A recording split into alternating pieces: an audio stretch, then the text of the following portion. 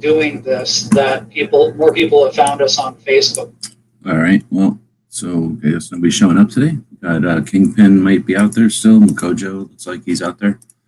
And it's every second matters. So we'll see if anybody shows up. Sometimes these are long format discussions, and other times they're short and sweet. We'll see how this month turns out. So it is October of 2021, and we've been doing this since I don't remember what month, in 2013. Kingpin is still out there. So I'm pretty sure he's got a link. I send out links to about 35 people, and we would set the show up over here on this channel. And every second day of the month, we go live and talk about what the Second Amendment protects. I probably should have taken my dog out first, especially with nobody in here, because now she's looking at me funny. I think she wants to go outside. And there's nobody in here to chat while I would do that, so I hope y'all feel bad, because none of y'all are in here. My dog's got to wait to go POTTY. So, yeah, I got to sit here and tread water, I guess, see if people show up. One of the issues is when you set these things up to be a live show and you don't do it like the same day. If you do it days ahead of time, it might get lost to the shuffle. It's not showing up on people's feeds until it goes live. So now that it went live, it'll show up on some people's feeds. However, they got to be subscribed to the channel or paying attention to the channel and then be available, right? So we're giving it some time for that to propagate. I think that would be what would it be called? Letting the system realize that the show is live, letting the little rectangle show up and say live on everybody's screens out there. Then they can figure out if they got time to listen to something that's a live show that's non-scripted, that's focused on what the Second Amendment protects, not news of the day, not rants and weird stuff, or what the new fangled Canic device is that you bought for your holster, but instead, I don't know, things like the Gun Rights Policy Conference, things like the AmCon, things like the USCCA, things like the NRA convention, things like SHOT Show and all that, things like I don't know, all the laws and stuff we're dealing with. Kingpin jumping in. Thanks for joining. Yeah, thanks for having me. Every second matters. You bet. So, I don't know. We got, like I say, some kind of treading water here as we see as people show up and who all jumps in to join. Got any topics that you're bringing with you today? No, it's actually been pretty quiet on the Maryland side of things. The last infringement that they passed was the private sale background check, and I think they got that a year ago. There's no like organized momentum the other way towards leaving people alone. Maryland's got a few good organizations, but they're pretty small and they're really weak. I think a lot of people in Maryland really don't think about the Second Amendment, and then Western Maryland is super pro 2A. From where I live, east is pretty much just like the center of the state is really anti 2A, and they run everything. And then they always have Baltimore, all the murders in Baltimore to fall back on to say, oh, look at the guns, look at the guns. Yeah, in a way, I don't think people pay enough attention. There's not that many people from Maryland, I guess, or the people that are from Maryland just go work in DC or whatever they do. So they're not really, I don't know, you don't hear a lot of people from Maryland, but yeah, you guys have an interesting span, as you mentioned, that with half of the state is basically West Virginia and or Virginia, I guess. It touches both Virginia and West Virginia? I'm trying to think of it now. Yeah. Anyway, it's definitely hill country and forests and stuff. And then, I mean, I guess it's still forests and stuff back east, but on the east side, you're right next to DC. So, and what, Baltimore, and aren't you that pretty close to Philadelphia? Or am I gotta go look at a map. Yeah, Philly's not far away. So, I mean, but it's basically like a lot of city culture on one side of the state, and the opposite on the other side of the state. And you're a little state, and you're right smashed between Pennsylvania and well, Virginia and D.C. I guess Delaware. I have to look at a map. You touch Delaware? Yeah. Hmm. Trying to remember last time I came through there. I'm pretty sure the last time I came through, I was coming from Philadelphia. I never come that way before. So, and I was trying to not go through New Jersey because I'm pretty sure New Jersey is one of those states where I could not travel with my guns. So instead of even dealing with the whole like, well, I can be on the highway as long as I'm not stopping type of thing, I just drove through Pennsylvania the long way, I guess. But I'm trying to remember from that. Oh, that brings me again. I'm trying to remember from that how the states lined up there. Makojo's in Maryland also, isn't he? Yeah, he doesn't live very far away from me. He just listed, let's say it's either 12 or 13. There's 23 counties in Maryland, and all the ones he listed are 2A sanctuaries, which I have my own issue with the 2A sanctuary, but at least they're trying. And then the other ones, they at Baltimore County, Montgomery County, Howard County, and Prince George's County are the biggest counties with all the money. So like you mentioned, D.C., all the rich people and all the politicians live in Maryland. So they bring all their nastiness with them. So there's only a few counties that ruin the whole place. But yeah, they're ruining it at a kind of a unique level. Like you say, they're DC people that could be like ambassadors or like literally foreign dignitaries and stuff, like bringing all their whatever entourages with them. So they don't care about whatever laws you people got to deal with. They just want whatever looks good as a virtue signal type of, they'll pass whatever, right? Yeah, pretty much. 2013 is when it did. It wasn't even a slow, methodical, like what do they say, 1,000 cuts. 2013, they just chopped the head right off.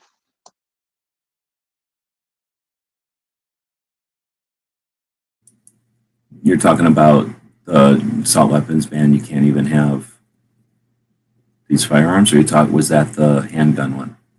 But Handgun was before that. just guns in general, the 2A in general is when 2013 they just dove right after it full force and pretty They much. quit hiding. They just were like, "Hey, this is our badge of courage. Now we're going after the second."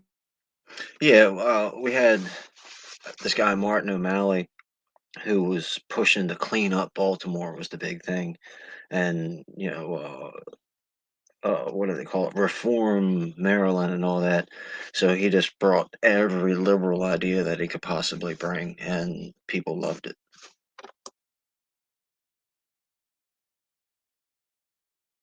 All right, I'm looking at the map now. So here's my question: if you go across the bay, I guess from Annapolis to wherever is over there, basically where you share the peninsula with Delaware in a very weird way, in my opinion.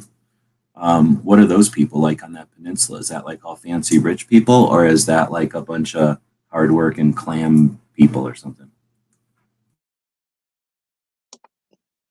Well, if you're looking at the state, let me pull up a picture so I can talk along with you. Uh, when you're down there, like the L shape, that long L is Delaware, and those counties right down there where what Ocean City, Maryland is like all tourists and boats and all that kind of stuff. Mostly all the people that live along the bay right there are fishermen and hunters and outdoorsmen. Uh, but right there, the Baltimore County, Howard County, Montgomery County, and then what's this other one up here? Harford County. It's all that top north middle section that's really bad. Carroll, Frederick, Montgomery's bad. Carroll's good. Frederick's getting bad, but But the it's people over here, though, are just like, this is more wilderness. This isn't all built up then. that's mostly all water spots. I mean, everybody up through there is all got boats because everything through there is water. There's rivers and canals and streams, and obviously I the mean, is bay. it? It's not like Venice and stuff where it's all fancy homes and subdivisions and people with like yachts, but like people fishing and Yeah, regular working in the everyday water. people. I mean, Yeah. they got money. Just because Maryland's so expensive to live in, they've got money, but they're not like rich hoity-toity out on their 1,000-foot yachts. They're out on their John boats or their power boats or stuff like that, or got waders on in the river Fishing fly for a fishing. living. Fishing for a living, not for the weekend recreation. Well, a lot of them do the both. A lot of them do both. Some of them fish for a living. A lot of them just fish for the fun of it. Are you saying the bottom of this peninsula is Virginia? That yeah, that's not Maryland. I don't think so. All right, I got a real problem with this peninsula. Smeggy, did you know about this? This peninsula where Delaware is part of, and it seems like Maryland, Virginia, and Delaware all share this peninsula? Yeah, I have a problem with that. I didn't know about this. So Basically, I've lived my entire life on a peninsula in one form or another. So, yeah, that's true. I have a problem with peninsulas. And you are known to conquer other peninsulas that get in your way or that just disobey you or whatever. Like you'll take over whole peninsulas of peninsulas, basically. Exactly. Yes. An entire state of peninsulas that stole a peninsula from a different state. And all we had to do was give up Toledo. Which is like a That's the peninsula. best grift in the history of the world. All right, sorry to mess it up with that. I just never noticed that that little chunk of land went way down there. And then none of this has anything to do with Boston. No, okay, good. I was thinking this isn't that tunnel. This is a regular old bridge down here. I really want to drive on this bridge now. Sorry, I'm totally distracted now, but that's my fault for bringing up Google Maps and never paying attention to that peninsula.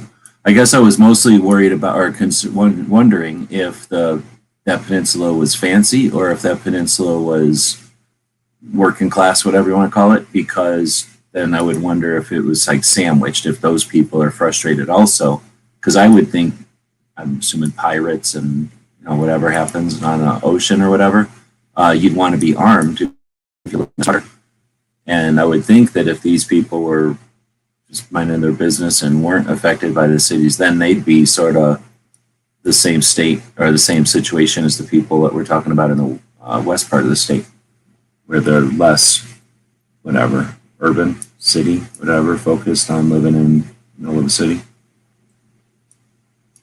Well, most of the people in the western part of the state have a yard. Then most of the people in the eastern, and my dog, be quiet. The east and like southeast. Yeah, Dog they, needs a belly rubber. I can tell from that sound that dog doesn't get enough belly rubbings. and she bites too much.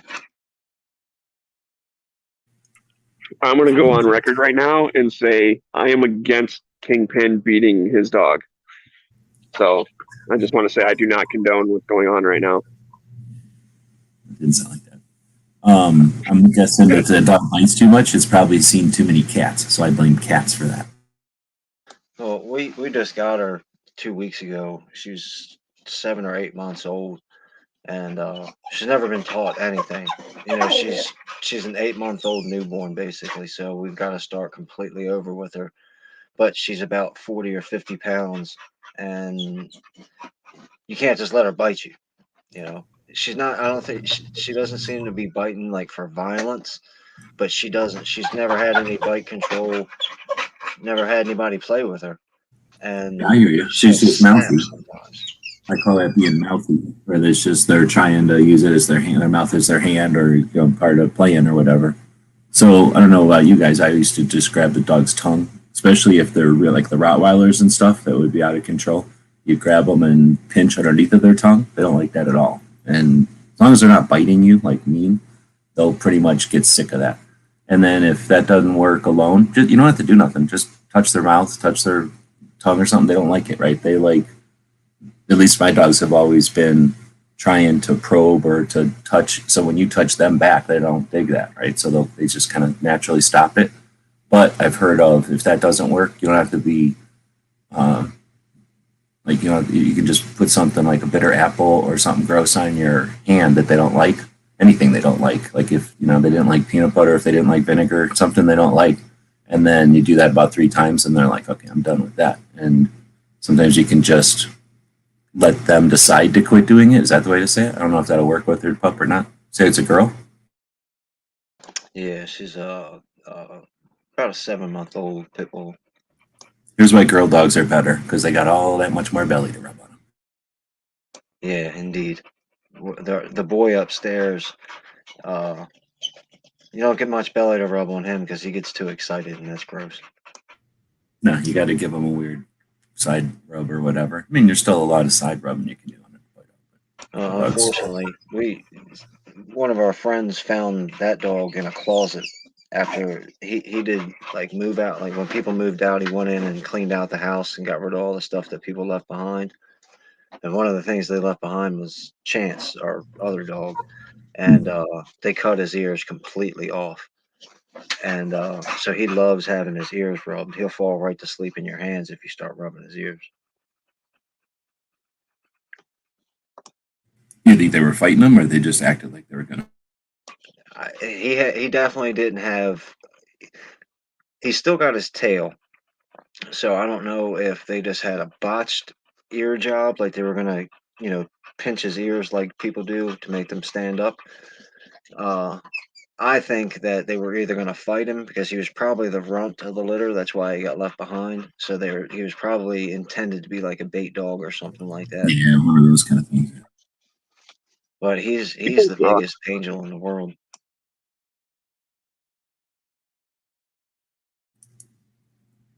All right. Well, we've gone from peninsula shaming to horrible things that happen with assholes that are jerks. But let's try to bring it back to 2A. There's nobody watching, and I don't think anybody's going to show up. But you guys watched GRPC, AmCon, anything from?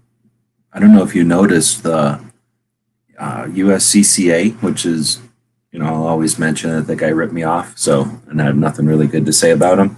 And they've worked me around a few times. However, I'll give them credit that somebody, was it KD? Somebody who was there at the USCCA event posted like a Instagram picture of the big giant thing, like a wall-size poster. You know how you have a convention so that a whole bunch of people can look off of it at the same time? It's really big. Like a whole wall-size poster with just the 3 days itinerary on there.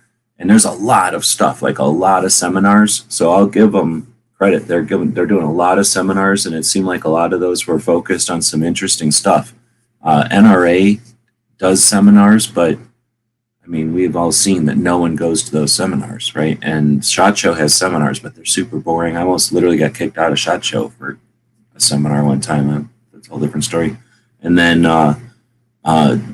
3 days, full schedule seminars. Some of them are hours long. Some of them are 20 minutes long. People are showing up like Locked and Loaded.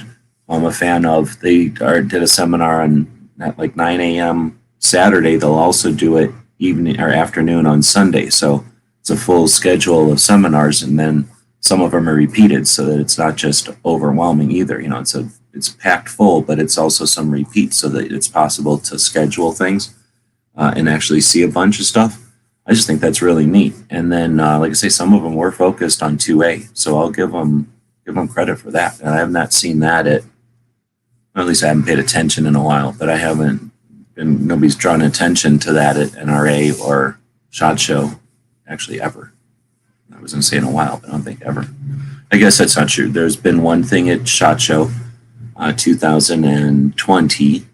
Was that? Oh, no, we didn't have one last year. So 2019.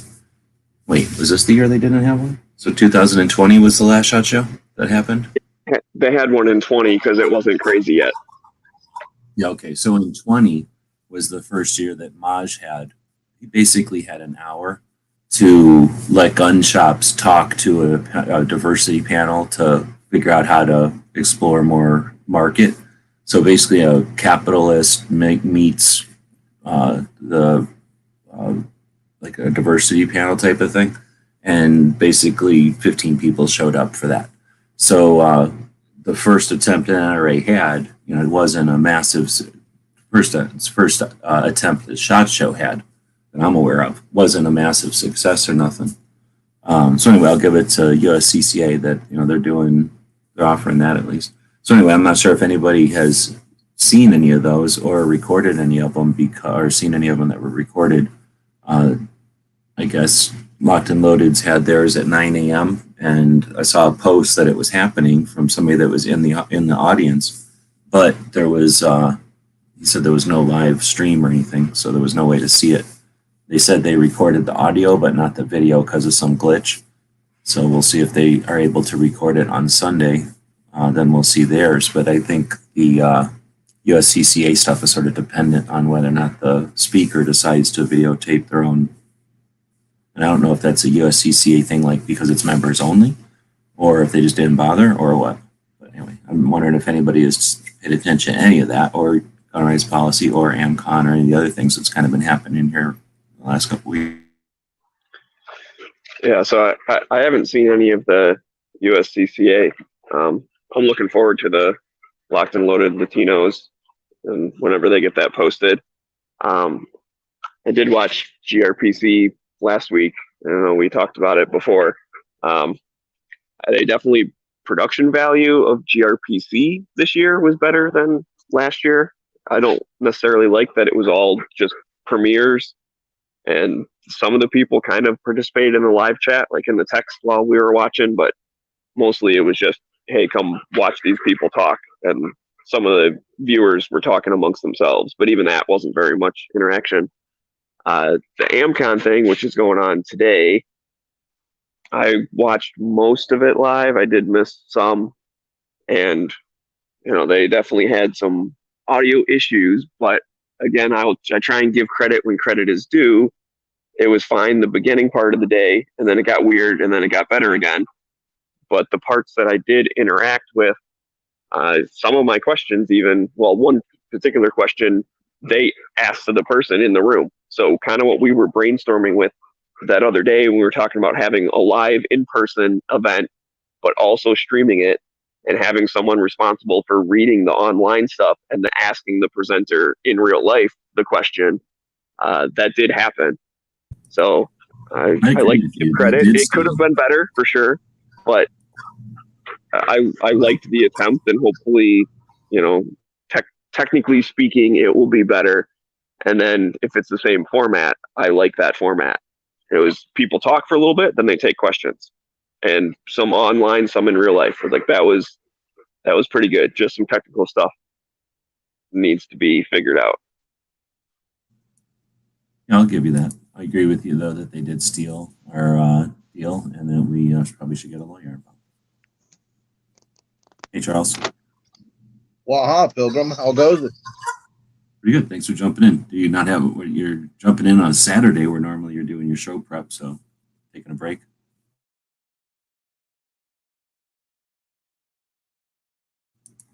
Oh, you got muted.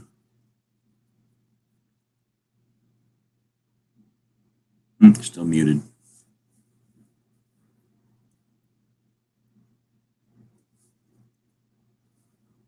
If you can hear us, you're muted. You muted yourself a minute ago. Is that any better? There we go. Yeah, lousy etiquette on dropping the phone twice. Sorry, I got to get a better mount for it. So, anyway, I was watching. I think this dog could hold the phone better than you. What did you say? I said, I think this dog could hold the phone. It's a live chat. We're used to it. No worries. So yeah, thanks for jumping in. Have you been paying attention to any of the chat about Gun Rights Policy Conference? It's online version this year. I have not. I got to admit, I have not even looked at it. I got to get to it probably this week. Should I? Is there anything I should focus on? It's basically the same gun rights policy conference. Maggie kind of cited the same. It's a little better than last year's virtual, but it's basically the same as last year's. I mean, technically they may have updated some stuff, but format and messages are all pretty much the same. Mm-hmm. A lot of legal stuff. I don't know if anybody listened to the full legal part. That was a 3-hour block. And then I don't think there was any technical issues with the other blocks, were there? No, it was all good, and that's what I was just giving them credit for, was that, like, doing it in the Premiere version, they at least had all the volumes of all the speakers like kind of leveled out, and, like, had good audio quality.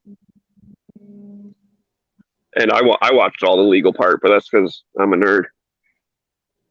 I can admit that it's dry, but that's stuff that I like.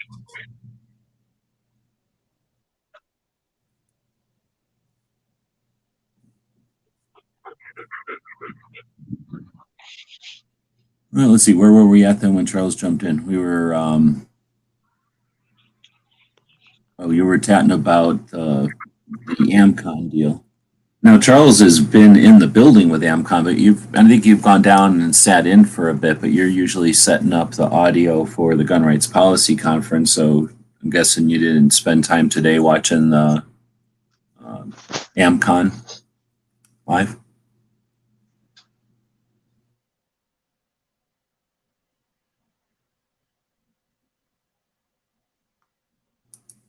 I guess not. The audio just completely dropped away. I can't hear you guys. Well, we're also not saying anything. So anybody else got any topics or anything? We don't really bring a script to this show, just kind of chatting about, well, what the Second Amendment protects in general, but specifically maybe things that have happened or are coming up. Pete, I can barely hear you guys. The audio dropped to about 5% or 10%. All of a sudden. Yeah, I'm not sure. Unless that's a phone thing, maybe just hitting the volume thing on the phone. I have it in my hand when it happened. I did turn it all. Is it not on speakerphone anymore? Oh, maybe, yeah, maybe. Earbuds. While you're on a video call.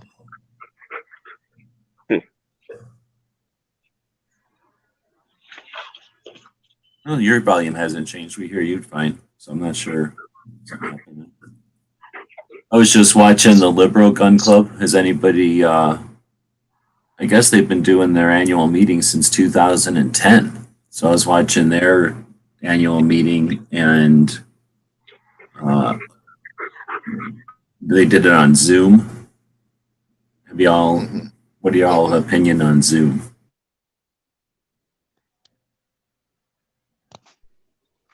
I don't really like it, but then again, I associate it with work because that's the whole work meeting thing. How often do you use it compared to something else? I used to use it a couple times a week or so, but we switched over to Microsoft Teams, which is also a pretty similar meeting type thing. But so they switched you from Zoom to something else. Now you don't have to say where you work, but when you work at a real place, so was that a strategy security thing, or was that some other reason? So I believe it was a privacy concern type thing. Yeah. So that being said, I guess you got to be you're labeled a conspiracy theorist if you pay attention to who owns companies and the potential ability for them to pay attention to what you're doing and saying in your stuff. But aside from that, yeah, the Zoom is just a weird, it's like, I think it's more of like an audience and presentation type of software, right? Like, here's what I'm going to present, you all watch it, like a student teacher type of thing, where I think we're more familiar with these, which are, let's all sit at a table together and all participate. So there's fewer people and everybody's got a microphone, where it seems like Zoom is set up for one or two people to have the presentation and everybody else to just be sitting there watching it. And that's how it's used more. But I think it was actually Charlie in his presentation at AmCon where he said something like, we all use Zoom now. I'm like, dude, I never use Zoom. I think I've used Zoom twice ever, and it was so clunky. I've never, I haven't used it. I haven't needed to use it, and no one's even asked me. I've just sent links to this StreamYard, and it's worked, and then a couple other things like this. But anyway, we got Charles back again. That one working better? Now I can hear you.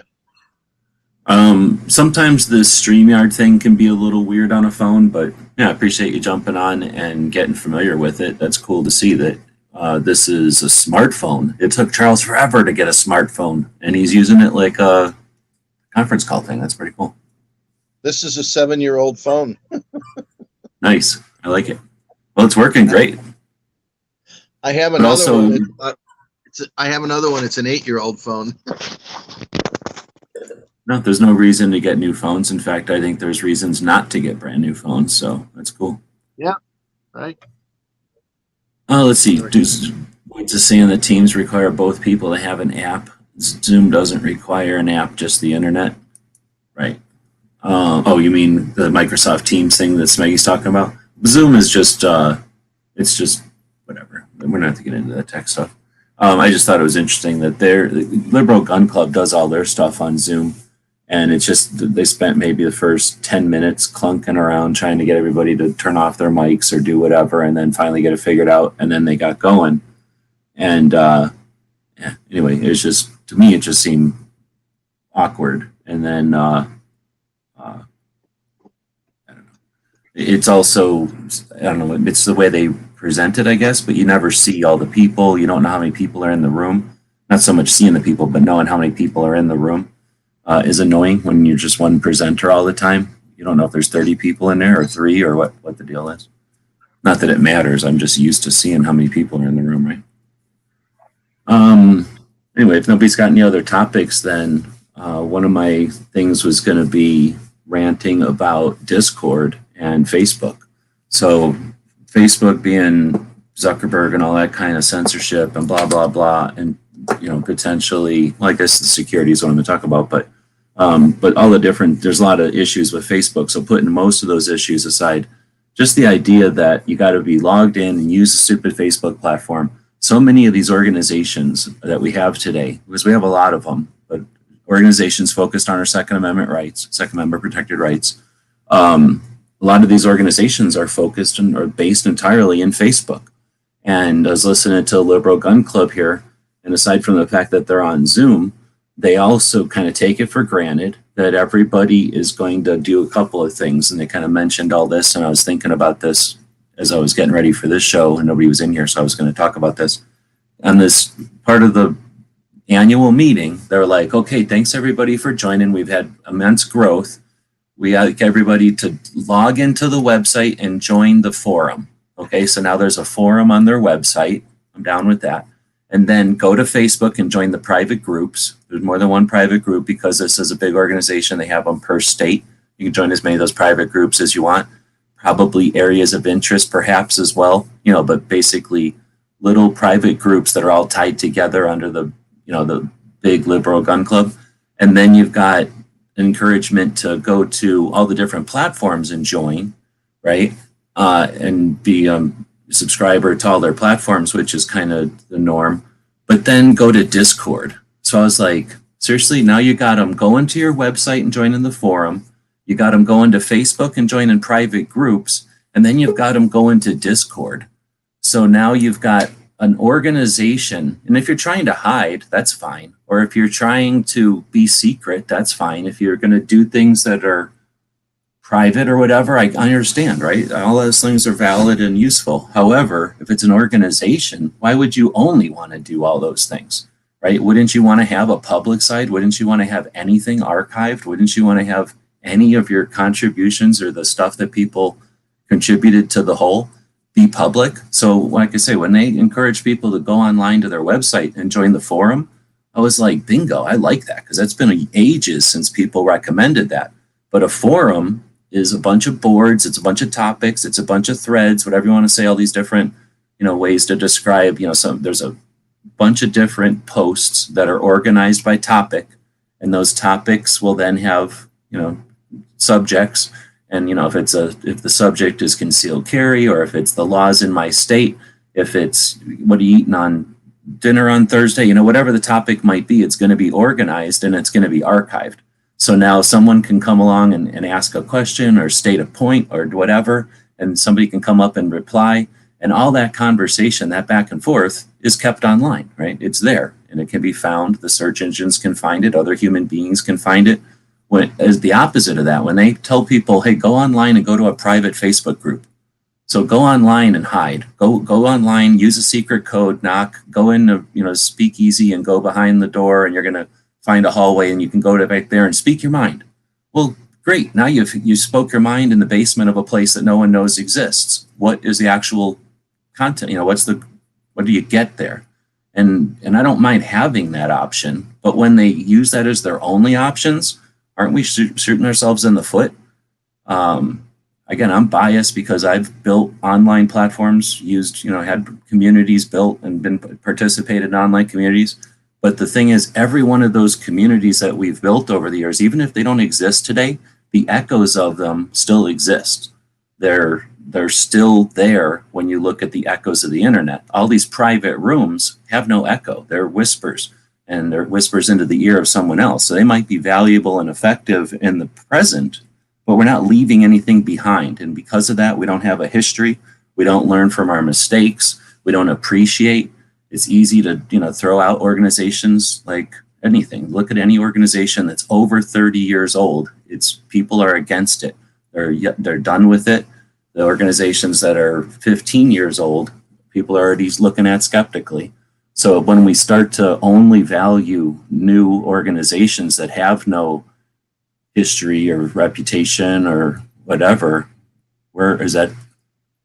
I don't know. So I left a lot there on the table. Let's throw something at that.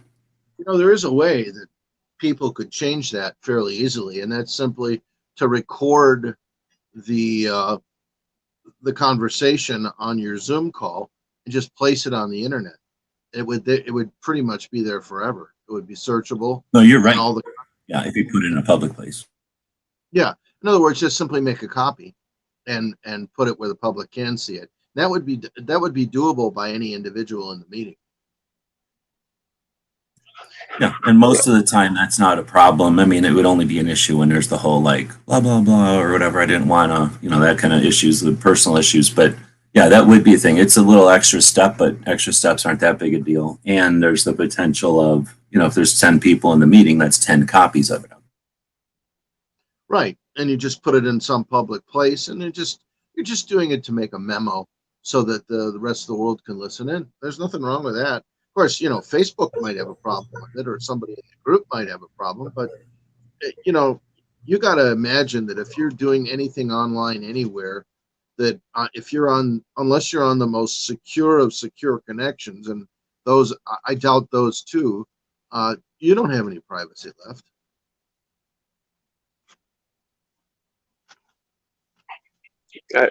I think that, yes, what you said was valid, G-Webs. We need to keep track of the history and have a lot of stuff out for the public. But I do see a purpose for having some kind of private group, just because sometimes, I guess it depends on exactly what the organization is doing. But obviously, we're talking Second Amendment here.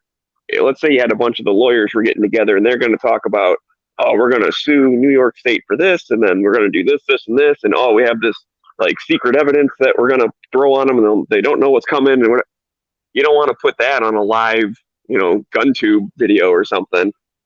So I could see where some of the strategizing people might want to do behind closed doors, but only doing behind closed doors, I agree with you. Then you're just a bunch of people yelling in someone's basement. You're not helping anything. I don't disagree with you there, but if you do that behind closed door stuff on Facebook, you're not behind closed doors. You're just behind their doors, and they tell you in the terms of service that they're listening to everything for all kinds of reasons. Not just for what to serve you as ads, but what they just choose to record. They choose to record, and what they choose to sell to other people is available. And again, most people that are using Facebook as their private intercourse between people aren't paying attention to things like network awareness or like the relationship awareness that Facebook has, like when people communicate with each other and who you're communicating with, the scope of the level that they're paying attention and they're selling the information. And again, it's because people aren't even thinking about it from the strategic side or from the tactical side. They're just using the platforms because they're convenient and because they've been using them. Oh, we got Brooke Cheney jumping in. Hi. We did an hour early this month. Or this one is actually, I was thinking of my late show. So this one's much earlier. So yeah, glad we were able to do it at a time you were able to jump in. Yeah, well, it's Saturday, so suicide prevention Saturday's in a whole 20 minutes. So I was just online, so I figured I'd pop in. Right on. So that's the next thing I was going to ask is if we're messing with that. So you're going live with suicide prevention Saturday? Yeah. Right on. So I missed it last week. Some other people had a live show and I wasn't expecting it. That's awesome. Do you have a topic this week? So we're going to talk about death and the two most powerful words in the human language.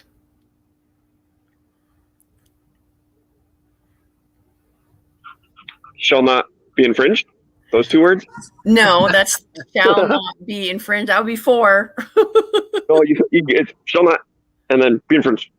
Oh, yeah, I suppose. Accounts as 2. Yeah, 2 squared. How about that? But no.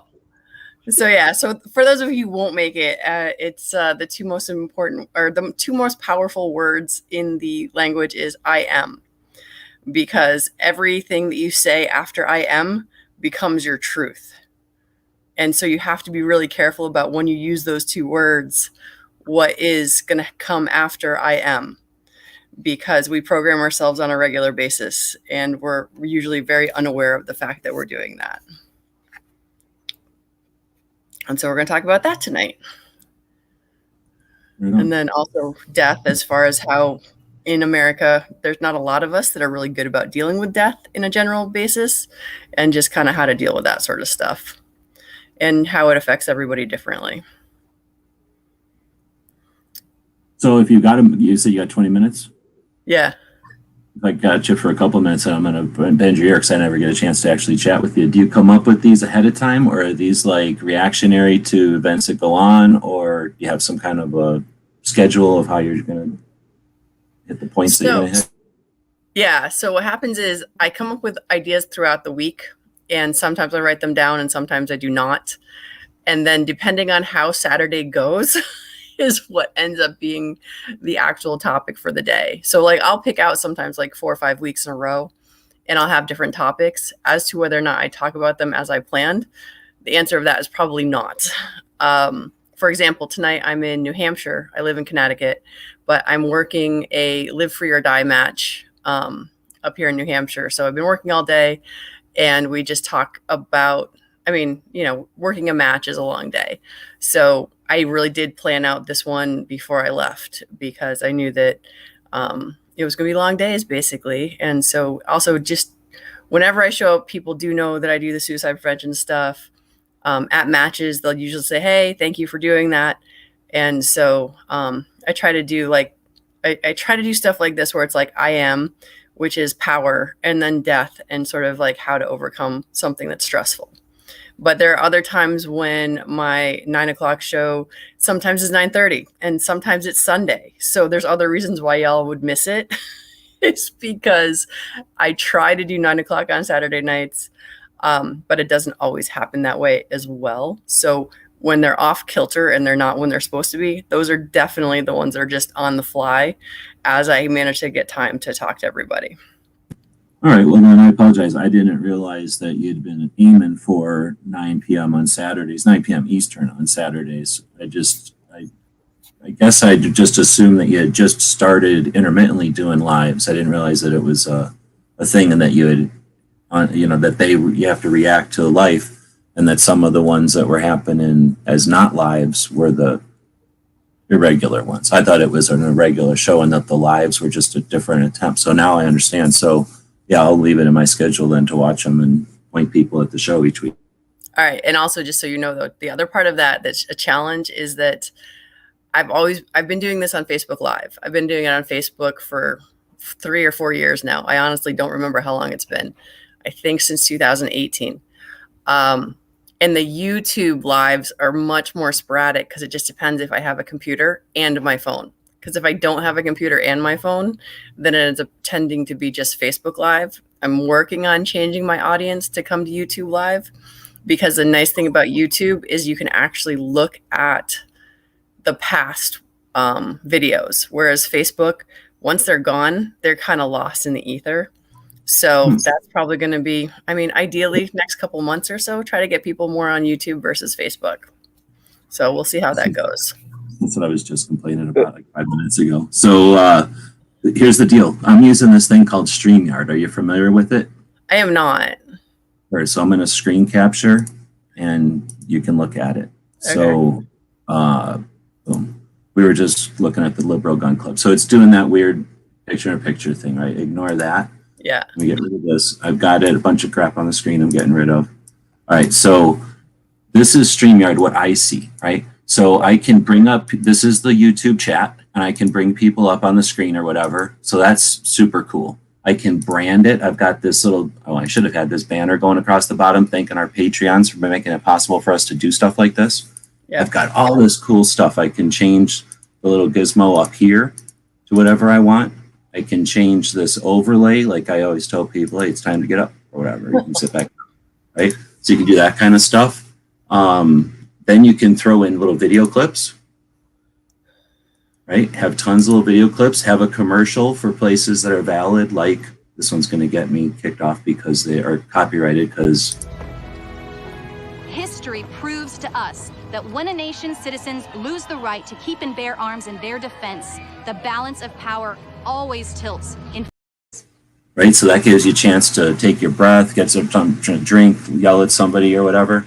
You can have a commercial run. Be careful though, because the DC Project uses copyrighted music. So I just copyrighted my show right there. Okay, gotcha. But then you can put in a little end of the show. Goodbye. Thank you for supporting our projects. If you'd like to buy us a cup of coffee, check out our Patreon channel. The guys and gals. I don't want people to think it's over, right? Yeah. And then you can play around with that. And then I change the background out. Like I've got this background, I can put all these different backgrounds. What's also cool is this show, I can go do it for a different show and have a whole different set of stuff. So this tool is very powerful. I can watch the comments out on YouTube or whatever. We can have a private conversation here with just the people that are joining us. Now I'm going to jump. And then we lost your audio. We lost him altogether. Yeah. Yeah, he just dropped out. He's in what they call backstage. Yeah, I should probably do that on a different window, right? You know, we just lost him, right? Yeah. I'm going to do a different window this time. So now I'm back, right? Everybody's good. Now I'll go and right click on this one. Open link in a new window. There we go. And here's the reason I was explaining all this. When I go to create a broadcast, these are all my broadcasts that are coming up. These are the scheduled ones I've got in it, waiting. This is the one that we're in. I can open up a new one. I can have it go to YouTube. I can have it, I don't have Facebook because I hate it, but I could have it go to Facebook. I could have it go to Twitch all at the same time. And now I'll say now, right? I'm just calling this show now and we're recording it right now. Boom, there's the broadcast just went live called Now on 3 different platforms. And now it's going to happen whenever it actually opens up. Now I'm going to go live, and I just went live with this dumb weird show over here, and they're going to be like, what's going on? I do this all the time though.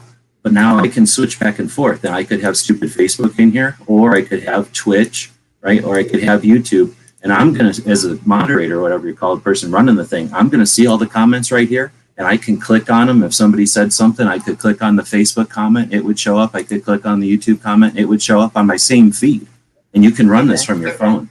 And then when I'm done, I just hit end, and now it gets distributed. It becomes a rendered video on YouTube. Facebook, it goes into the ether because they don't care about keeping things a long time. They only care about the moment, right? And then Twitch, I don't know what Twitch does, but basically I was going to show you, you can start something with one thing, StreamYard, and run it on multiple, keep track of all your comments. I'll get rid of this. and then have people in here. Like I can move people around. I don't know if you've seen, I always put myself at the bottom, and then, you know, I can, if you didn't want it to make it look like he was pointing the gun at you, do that. Nice. Throw comments up. So anyway, this is $25 a month. It goes to Canada. They're in Canada and they kind of hang out with French people, but they're not Chinese. There you go. It's not communist, but it's not, you know, it is what it is. We've been using it since the end of 2019, I think. And it's been working, knock on wood, pretty decent. So you can get a free version that doesn't cost anything and do most of everything I showed you there, minus probably some of the features, and see if you like it. But I would recommend that or something similar to be able to run all your comments from one thing. So you would schedule it when it's time to go, click live on your phone, and then manage everything from one spot. Oh yeah, that'd be so much better, because it's like it's a nightmare watching me set up, because like for right now I'm in a hotel room in New Hampshire versus one I'm at home. Even then it's a disaster, because it's like I have my webcam, I have my phone sitting on top of my my monitor and stuff like that, so it's not pretty, and sometimes it's super annoying because not everything works. So either everything would work or nothing would work with this, so that'd be pretty cool. But aside I think from all that, I we do solved appreciate everything. it. Go ahead, Smeg. Oh, I was just gonna say, I think we just solved everything. Her show will be amazing. It will be distributed on 20 different places, and everyone can see it, and the world will be saved. I'm excited. You did a good job. Good job, guys. Okay, thank you so much. I don't know about the world being saved, but more people will talk about suicide prevention. So who knows? Maybe we could save just one life. Oh my gosh. Sorry. Here in Connecticut, when Sandy Hook happened, that became my most hated saying ever. Did it get said a lot there because it was like the virtue signal thing, you had to say it, or people felt they had to say it, or was it just because you're from there, everyone else in the country brings it up all the time? Well, it was more a matter of, to me, if we're looking to save lives, first of all, we should aim higher than saving just one. But the reason it drove me nuts is because when asked how this would impact, like whatever change it was generally not very useful. The answer was always, well, it might save just one life, and then that'll be worth it. When trashing the rest of our, what do you call it? Trashing the rest of our rights and everything else. And they're like, oh, but it might save just one life. And so in 2014, I guess, is when everything came out after Sandy Hook. And I was just like, let's not save just one, let's save thousands. Because that's what my website is. Save thousands, not just one. And that is where that came from, was because everyone kept saying, just save one, just save one. I'm like, no. Let's actually focus on saving as many as we can, which is why I always start the Suicide Prevention Saturday with, 60% of gun deaths are suicide, or 66% of gun deaths are suicide. Let's, focus on the larger number if we're really looking to save lives. So yeah, that's why I hate the just one. Right on. Yeah, I'm glad that you're consistent with the message, because it goes in one ear out the other. People hear it so much, and I was frustrated watching AmCon today.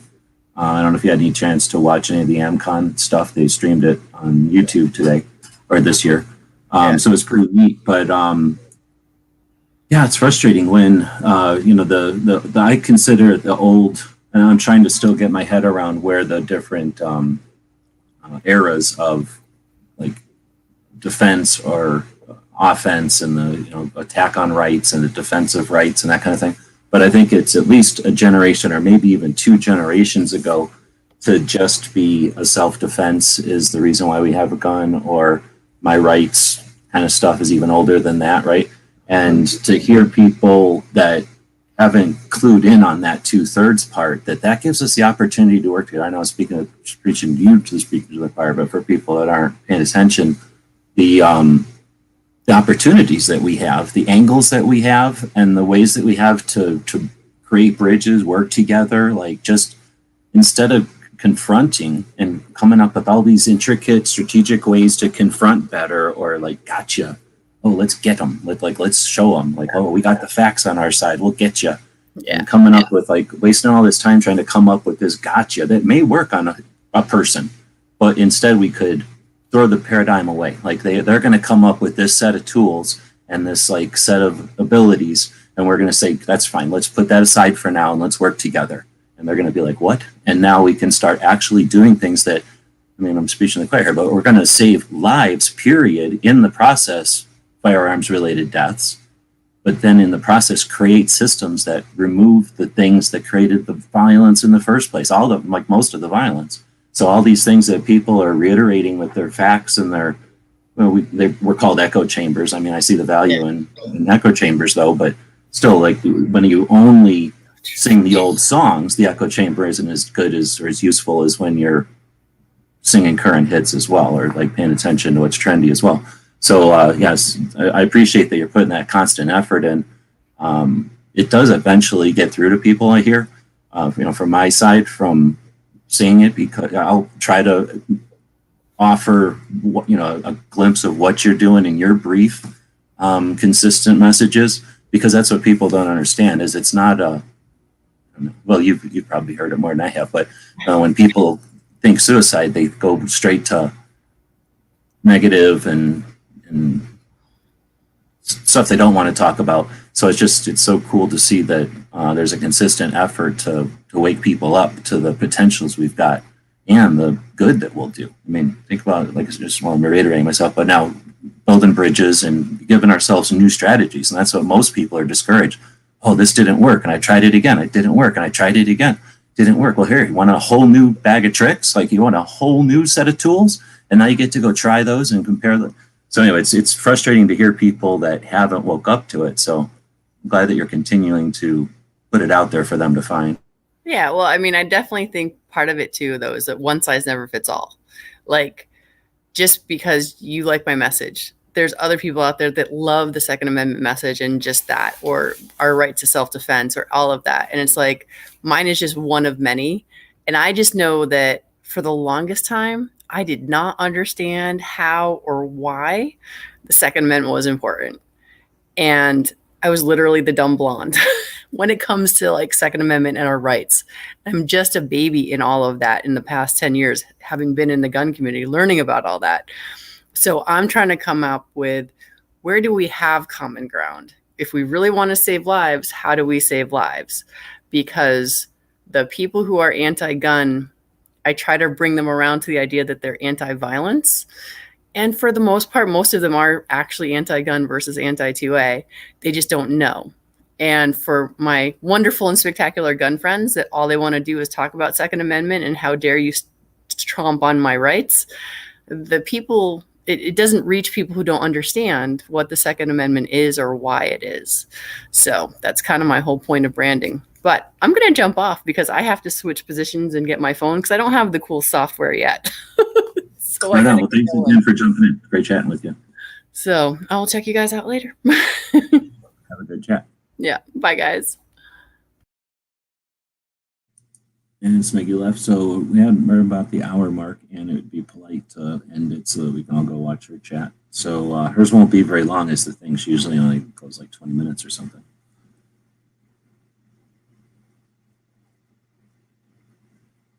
Yeah, like I was saying, it's super frustrating watching the, for like the fourth year in a row, the conversation about, I don't even want to say, like all the same old stuff everybody's heard before.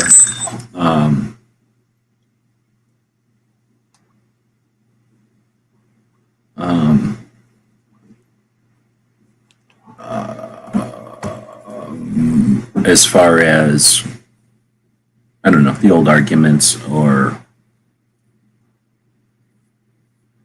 I'm trying to read a text and remember where the hell I was at. Brooke is offering people like a real hands-on things you can do. For example, the breathing thing I mentioned a couple of times in past shows. She talked about this time doing the death and the two words. So that's the kind of thing that can, I don't know what's this word, is like get people's curiosity up, like perk their ears. Maybe that's what I'm thinking of. It can get people to think about what we're saying here in a different way.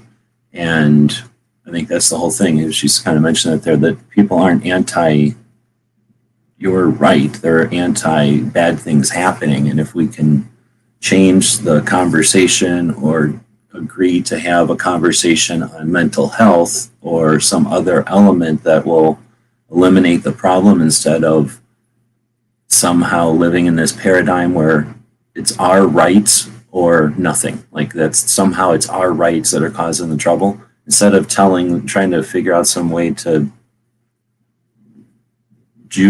mental judo them away from the antis away from worrying about our rights. Let's just sidestep that for a moment. Let's stop that conversation for a moment. Let it sit in the ground and set and just sit there and then go start another conversation about how do we stop violence? How do we stop people from dying? And when we start to stop people from dying, when we work together towards efforting there, what we end up with is much less violence in general, period. And then, of course, gun violence goes down along with it. And we've worked together. We've done something together. And most of the time, that's awareness and agreeing to focus on different things as opposed to having to agree on what gun law is good or whatever stupid ambush they're trying to come up with. Go ahead. Who are we having that conversation with? Are we having that with other us's, or are we having it with the opposition? Oh, no, I think both. That's a great point. I think it works on both, though. And as she was saying that, I was kind of thinking that too. But if you're talking to somebody like she was saying that's like super pro-rights or whatever, it's like, hey, I'm not telling you to stop being pro-rights, but what the hell? Do you only have revolvers or do you have a semi-auto? Do you only have semi-autos and revolvers? Do you have a knife? Like you have more than one thing in your inventory. Here's a new thing in your inventory. When somebody's freaking out, ask them how come they don't care about deaths. Why do they only care about gun deaths? So if you want to be a dick and you want to gotcha shit, because that's some of the things is people are like, I don't want to do stuff that isn't a gotcha thing. I want to come out the winner. Well, if you want to come out the winner and somebody's crying at you, ask them why they only care about gun deaths. You know, if you want to be a dick about it, that's what she's saying, except in a dick way. Like, how come you only care about the deaths that happen with that tool? Like, how come you only care about people that are suicidal, taking away that one tool from them? How come you don't take away their ropes, right? It's that kind of argument. I wouldn't say it that way, and Brooke would not recommend saying it that way, I'm sure. But that's really what we're saying is that there's another tool in the inventory. So for people that are like adamantly like, all I care about is my rights and you can't tell me there's any other argument, like you're an idiot. Like you got to be able to have more than one way to bait the mousetrap. You can sometimes use peanut butter, sometimes you use cheese, right? So, you know, it's still a mousetrap. We're not asking you to change the mousetrap. Just come on. If cheese ain't working, you don't get frustrated and yell at the mice. You put peanut butter in there. So the other side of it is if they're complaining at you and whining and screaming, again, it's just like judo or any kind of technique. You deflect. You change their point of attack for more than one reason. So you don't take the brunt of any of their actual rage or focus or strength, right? Wherever they're pointing all their effort, their energy, you get out of that line. So you're not taking any of their energy and you deflect. So all their energy pushes them off balance, right? And at the same time, you're aware. So you're pushing them in a direction that either wakes them up or shuts them down. And that's, you know what I'm saying? Like if you've got somebody that's coming at you, you don't attack them head on unless you're an idiot. Like you attack them in a way that makes you better for the next move, right? It's like playing pool. I'm using too many analogies. One of the things that you got to understand is a lot of those people don't care about any of that stuff. Like the people who run around talking about, you know, not one more and all this over the gun rights every time they decide to put some type of violence involving firearms on television in front of us all. The people who come out and scream about that, they don't care about knife deaths. They don't care about gun deaths. They're just programmed in their head to go scream about guns are bad. So it's almost, I say don't even speak to those kind of people. You got to find what you would consider normal people that really don't know either way, don't care either way. They're just trying to pay their bills and, you know, get their kid toys for Christmas and stuff. Those are the people that you have the conversation with. The antis, don't even bother talking to them. I definitely agree with you. I mean, I don't know if I agree with you, like, don't talk to them. Let somebody else talk to them. If we're not going to, I agree with you, like, it's pointless, know your battle. Like, it's pointless to waste energy on something that's pointless. But that doesn't mean that there isn't somebody adjacent that can talk to somebody, you know, somebody who can translate or whatever the words would be. So I'm not going to give up on that. But yeah, it doesn't have to be everybody has to do everything. Like some people are good at doing stuff in a boat and other people are good at doing stuff in a helicopter. We need both. Well, a lot of times what we see, like you were already talking about, like the people quote unquote on our side that are like, it's my right and I don't care about nothing else, and they don't have that game plan or that holster full of different weapons that they can use to come at different angles. Like you just said, know your battle. The good thing is those type of people on our side are already out in the street arguing with those type of people on that side. You know, but unfortunately, those are the people that get all the attention. No, you're right. And that's I quit being frustrated. I mean, it's just the fact of life. There's the thing that's loudest, that's biggest, that's got the most smoke coming out of it, thing that's on fire the loudest or whatever, you know, that's going to get the most attention. And then because of that, there's people that are like, oh yeah, I'll set myself on fire bigger than that. Like I'll set myself on fire more than that guy set himself on fire. Like you get just weird stuff, or like I'll sabotage that so that it's a bigger boom or whatever. So you're going to get people that are going to play into it, I guess what I'm saying, but that doesn't mean nothing. There's always been somebody yelling and screaming, and there's always somebody else just getting the work done over here. Yeah, it's kind of like I've always mentioned, talked about it a lot since I've been on the gun channels on the internet. It's almost pointless to make the argument that we have our Second Amendment to defend against the tyrannical government, because you got to think, if you're To some standing people, if you're standing at somebody's kitchen table and you start bringing up that they're going to start kicking in doors and all this kind of the tyrannical government, people are like, man, you're crazy. The government, I mean, they tax us, but they're not tyrannical. Come on, the government's not going to land a helicopter. And it's almost a waste of time to have the tyrannical government argument, where I think the personal self-defense, if you're going to talk about it that way, is the more valid argument. And then the sporting event and like your series, the What Are Guns? well, I'm trying to put that up not as like an alternate, like as an added, you know, like here's some extras, but not like here's the way to do it instead, you know, definitely not like that. I don't know. Again, I'm like 80% of the way there. I'm sorry, I've been trying to post Brooks' link over here. Is Woods way behind?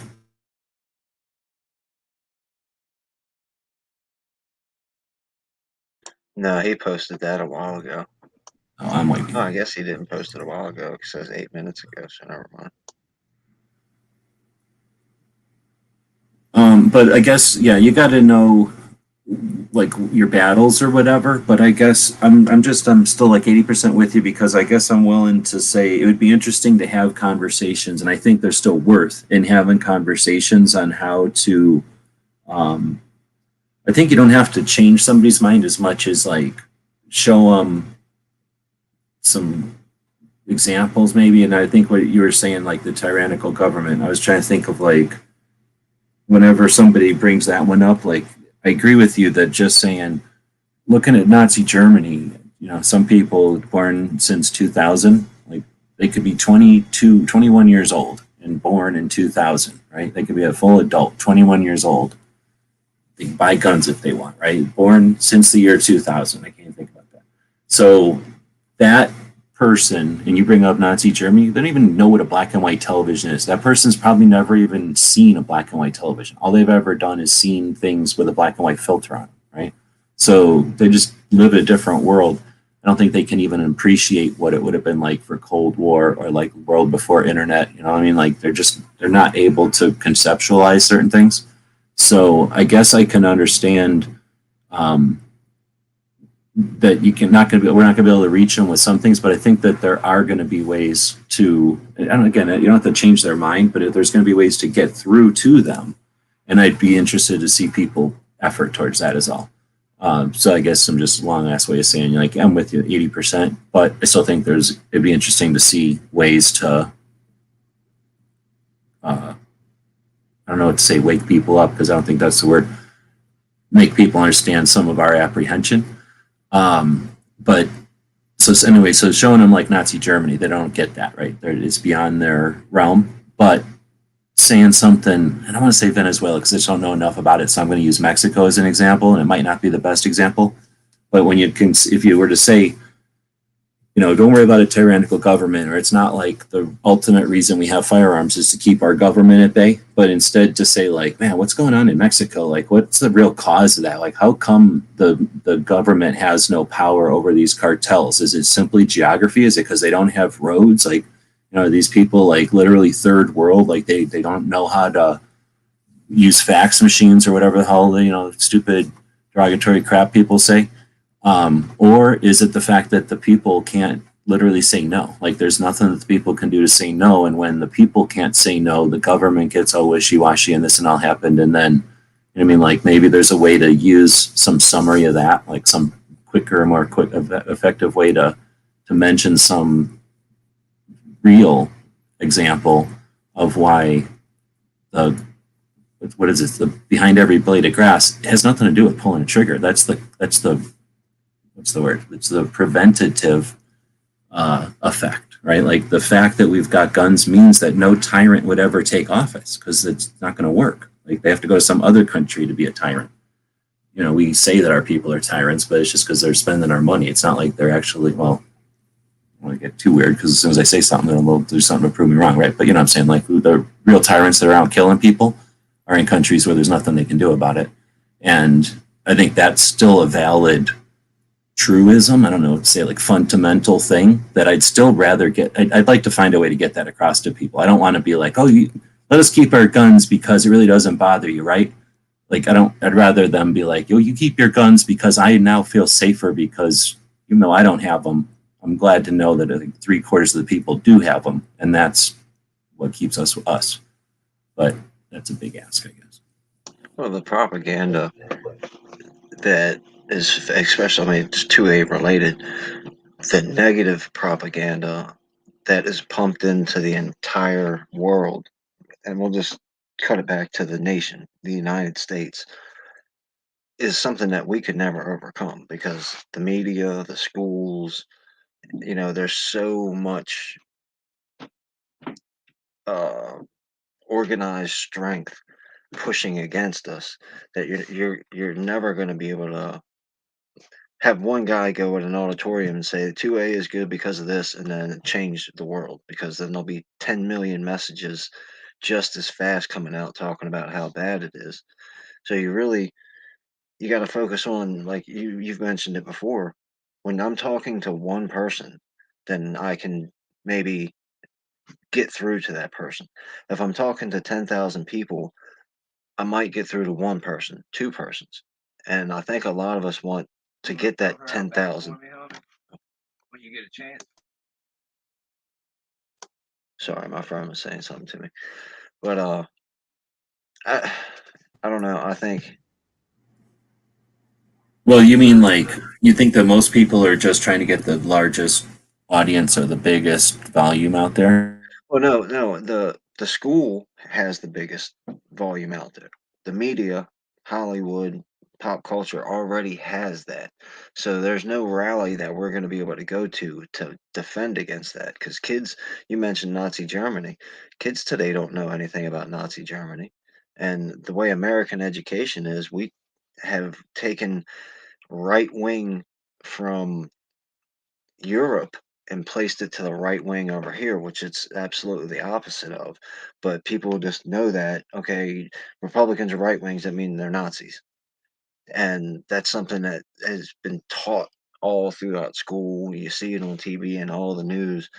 So having that rally to where, you can stand up and give the greatest speech ever 2A has seen, that's only going to affect a small amount of people. And that's where it's going to work, because you're not going to be able to get everybody. I think that's one of the things that some people miss, is they think they're going to get 10,000 people to get in lockstep after I give them a speech, when really 3 or 4 of those people were paying attention and are like, hey, I'm going to look into this G-Webs guy and, start paying attention. And to me, that's a victory. And that's like if you 3 can or get 4 that might listen if they heard it. I'm sorry, go ahead. I was talking right over you. I was saying that's like 3 or 4 people, and if they're there to hear it, and if they're listening in that moment, and their dog's not barking or something, or that kind of thing, and then, yeah, I hear you. That, yeah, I get you.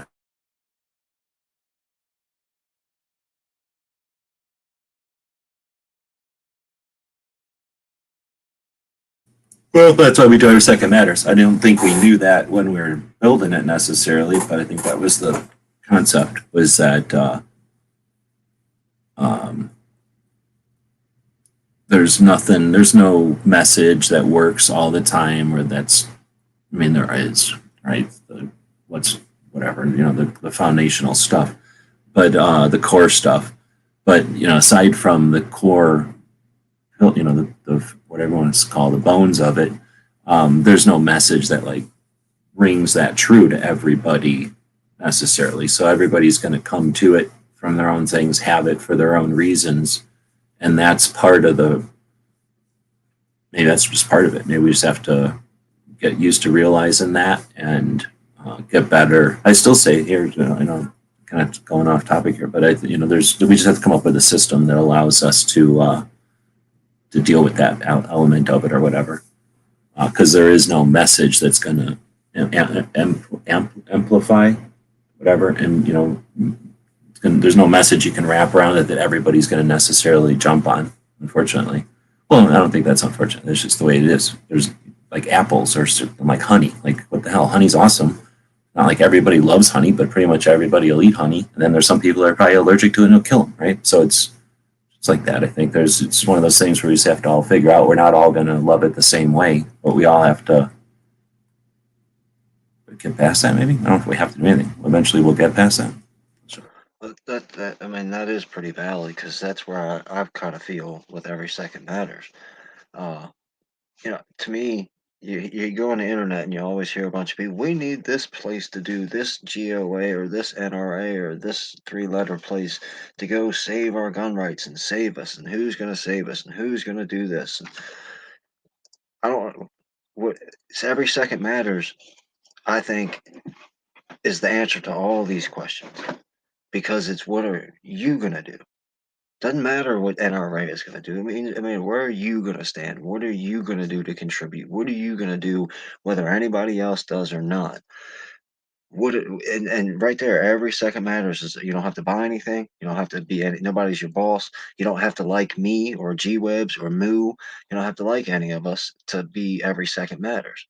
And I think it's something that really, really could be promoted a lot more, if you want to put it that way, or used a lot more, because of the freedom that it brings you. There's no rules. If you want to open carry, fine. If you want to don't carry at all and just wear a patch, if you want to make a video or whatever it is, there's so much positivity that you can wrap into every second matters. And I think a lot of people, in my heart, are wasted. Well, and then look at it the other way too, that it's every month, right? So it's every second matter. So I don't know if that was that big a part of it, but we're doing it every month as consistency, and so that it would bounce around. It wouldn't be like on a Tuesday all the time. It wouldn't be too rigid.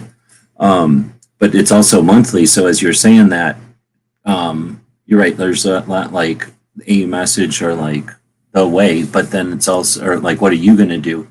But it's what are you going to do this month, or what did you do last month? It's not like one person has to do it all the time, just that one person has to do. And when we get a whole bunch of people doing, it's dots. Once a bunch of dots start to happen, there's some shape and there's some lines that can be drawn, some shapes and some, you can figure out groups and regions, and you can start to see some stuff. And then once all that stuff starts to get drawn, now you've got, okay, we can see a gap over here. Let's get some dots over here. Or maybe if we just connect these two lines, then we got a really strong structure here.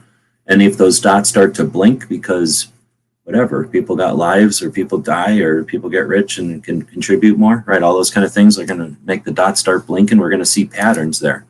So it's that kind of thing, perhaps not what you're going to do, but when you're going to do it, how often, realistically, no one has to do everything all the damn time. And if we had everybody, how's that wave work in sports?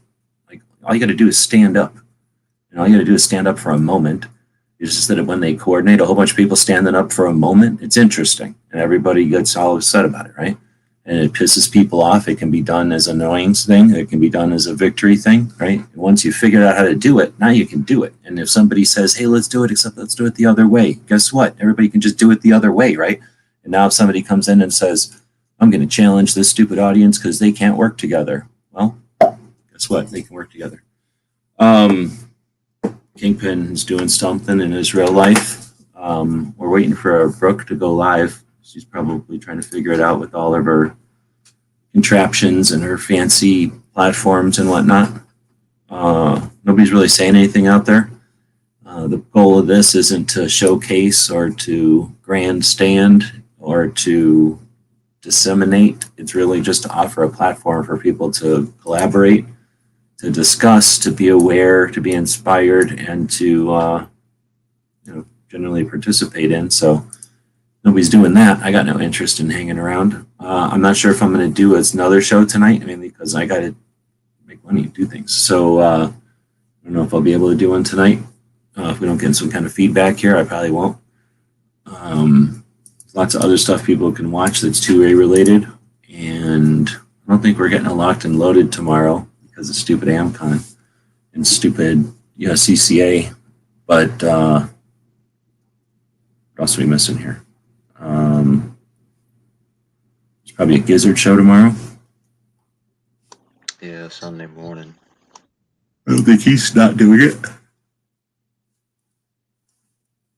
What's your opinion on the birthday party event? Do you have one? What birthday party event are we talking about? The one where the dude from YouTube has birthday party, brings a bunch of people together, and they. The Iraq veteran 88 guy? Yeah. I mean, they're all Second Amendment celebrities to me. I don't care about anything that those people do. I hate to be so curt about it, but that guy, whether he exists or not, is irrelevant to me. I don't have anything against him, but I'm never going to go to one of those things, and I don't, not because it's bad. If you want to go ahead. He's just another Second Amendment celebrity. Well, gun celebrity, yeah. Yeah. Yeah, the thing is that I don't understand why it's the same weekend as USCCA. That just seems like somebody could have done that differently. I could have done anything, with all the hectic stuff that's been going on for the past year and a half. That might have just been all he had available. That's the thing, is it's tough to get too weird or too upset about anything when it's weird like this. But at the same time, it's just dumb, I think. But whatever. Yeah, I have about the same. I just don't understand it anymore. But I get it. I mean, I get it if you want to. Apparently, it's the guy's birthday, so he's having a big, party with everybody to come over and shoot. So, I mean, I guess that's what's going on. That sounds fun and all, if that's what you're interested in. But how much? And I know, I get it.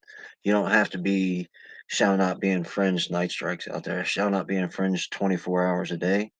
But do you think any of them are going to bring up any kind of Second Amendment related stuff? And I'm talking about Second Amendment legal related stuff, not what kind of magazine or what kind of holster do you have. no, exactly. That's what I'm saying. Like, it just seems such a. I mean, I don't think it was deliberate. I agree. Like, I don't think it's deliberate, but it just seems like such an effort of attention diverted from where the attention is more useful and effective. And it's just such fucking boring, like, same thing over. We get mad about the Second Amendment stuff, like the AmCon being the same thing for 5 years. What the hell is different at a shoot?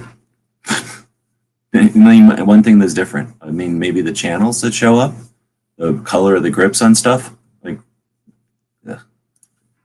I mean, even if you want to take it to, and I don't feel this way, but some irrational people make the argument about video games and Nerf guns.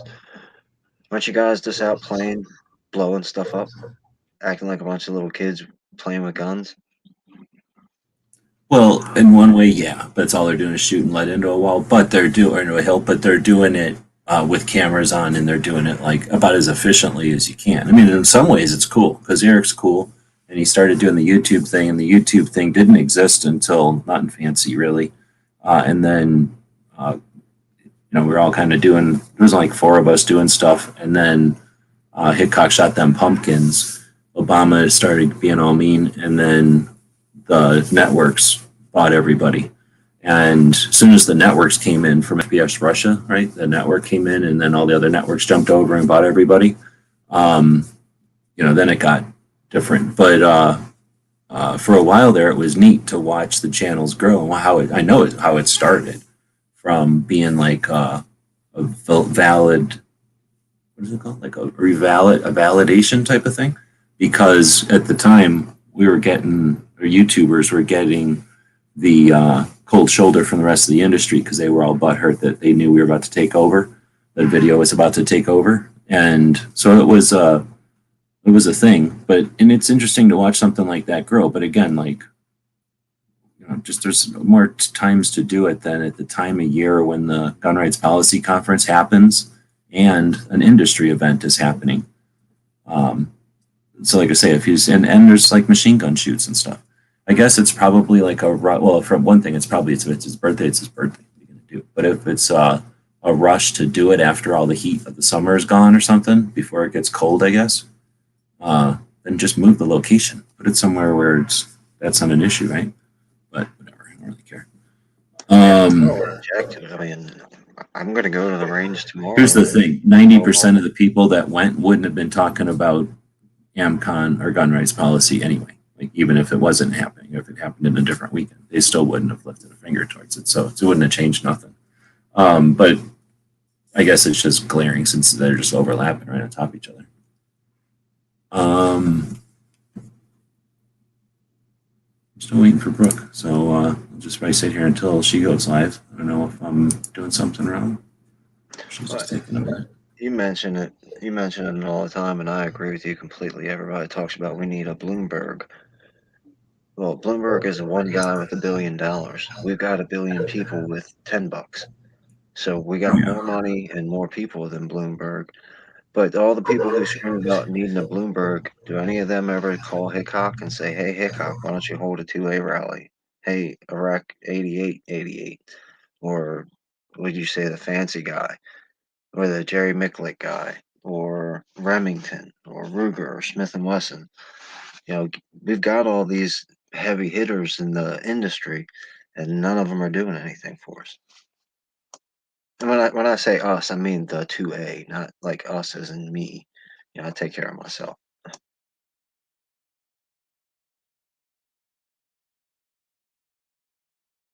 Dang, somehow I think I just missed Brooke's show. It's now saying it's 13 minutes and it's already over. So I don't know how that happened. It was sitting here waiting to play.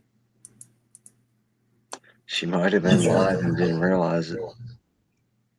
Yeah, I think something might have happened, but sorry for being distracted there. I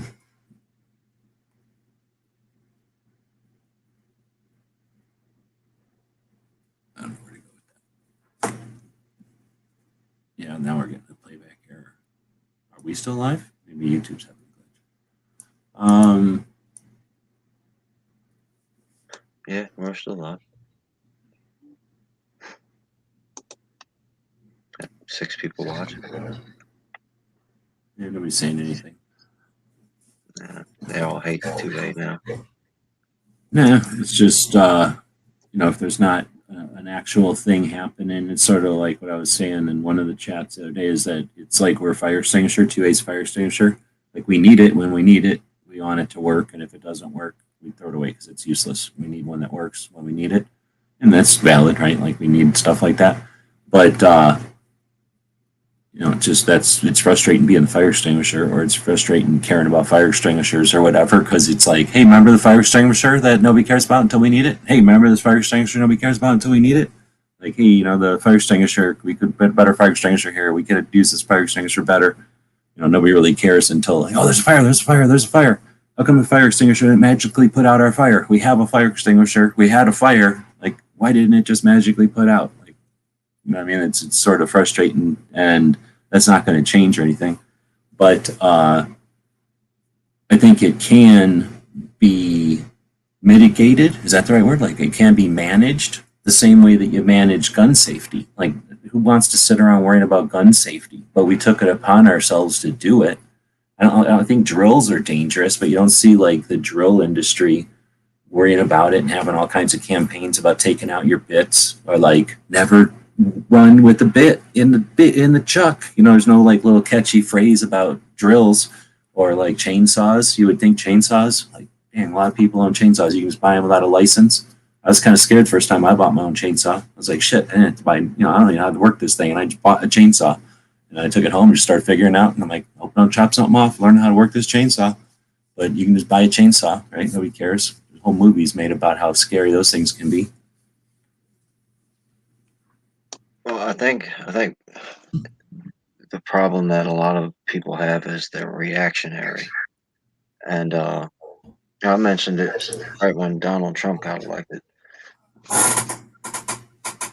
Right away, I started saying we need to start planning for after Trump leaves office, whether it's 4 years or whether it's 8 years. And everybody's like, whatever, man. I don't want to talk about that. Who cares?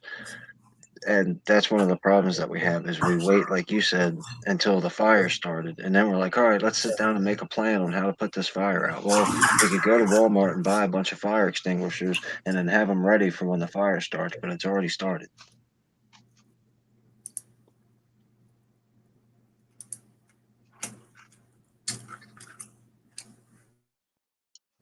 Oh, sorry, I'm sitting here eating a donut. No, I agree with you. That's a great way to say it too, is that, and there's no like memory. Like, hey, remember how we put the fire out last time? Like, nah, that boomer put the fire out the wrong way. You muted yourself. Oh, did I say it backwards? I was just saying that there's no memory. We don't like pay attention to how we used to put fires out or how this fire gets put out versus that fire. Well, when I first got on to the gun channels, I used to hear like you and Matt and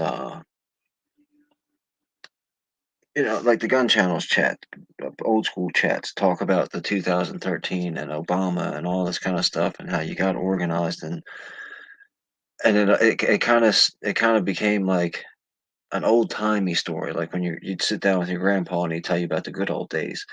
And I'm sitting here thinking, well, we've got these people here that know how to get stuff done and have been successful. They've got a track record of success already. How come we're not picking their brains more? How come we're not encouraging them to be? And now it's like, what do people always say? Herding cats. To try to get to get people down to Washington, D.C. in person again, I think is almost impossible. Unless something crazy happens, like they put forth a confiscate every gun in the country bill, I think it would be almost impossible. Because So the are worst you thing that would happen is suggesting- DC would you- deny them a permit, and then they'd accept it and not go. Here's what I think. And I know that this is not the reason that everything happened, but here's what I seen happen just because I happen to be making the Shooter's Almanac, right? I did the Shooter's Almanac project in 2019.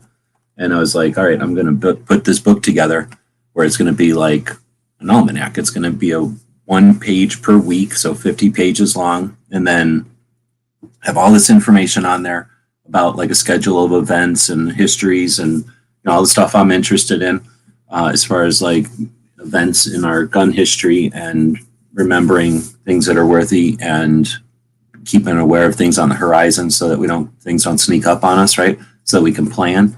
Have things like the big events listed in there so that, again, other people can plan around them and make plans to attend and that kind of thing.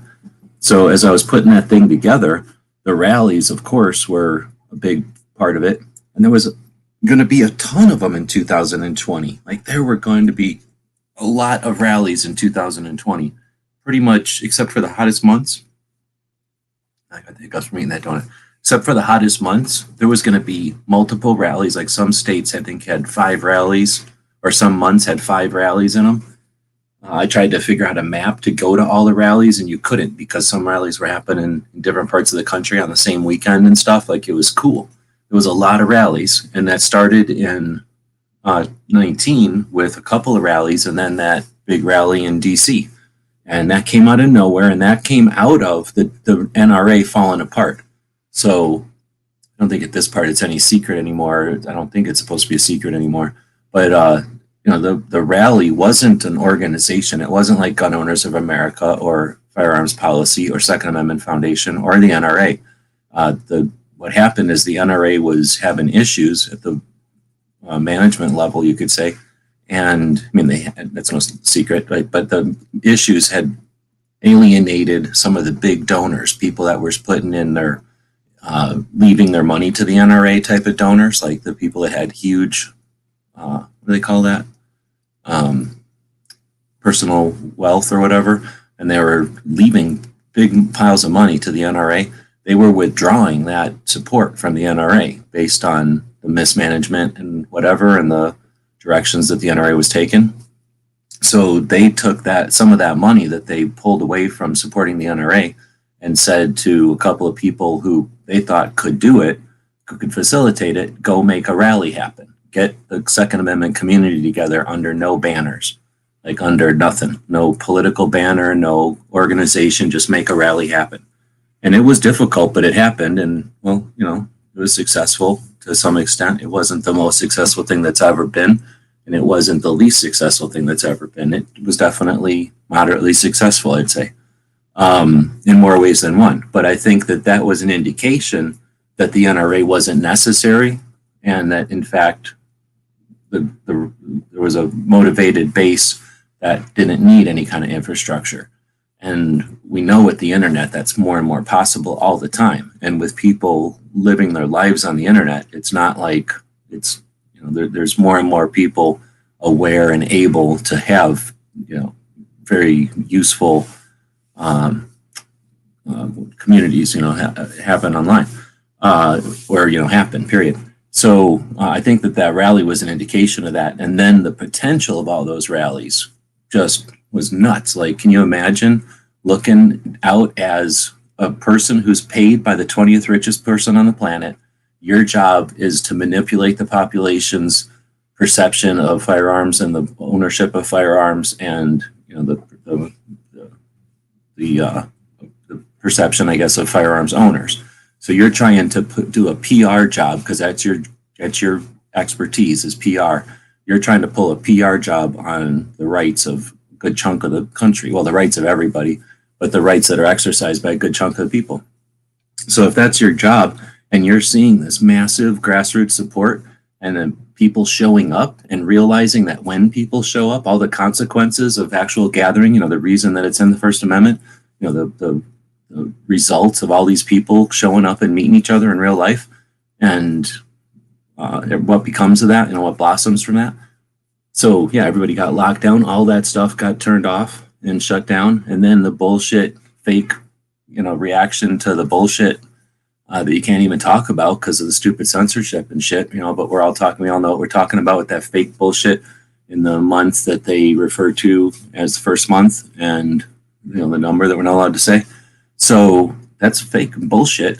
And now, yeah, you're right. Like, that's effectively made it to where there's nobody in their right mind is going to start like running around saying that. Although, I'll be the first to support when somebody who starts saying it says we should do it, because I think that it's critical. I mean, I went to way too many rallies to not appreciate what comes out of a rally. And it isn't like tangible, like boom, you have a rally and boom, like everybody's bulletproof or everybody learns how to fly. But you go to rallies and what happens, everybody goes home and they have a better understanding of how big a community we are. They take that to their gun shops and they take that to their ranges and they take that to their online conversations. And, we have, well, I'll shut up. So it's interesting. And I'm not saying that they engineered anything, but that was certainly a win for them, that it stifled all of that.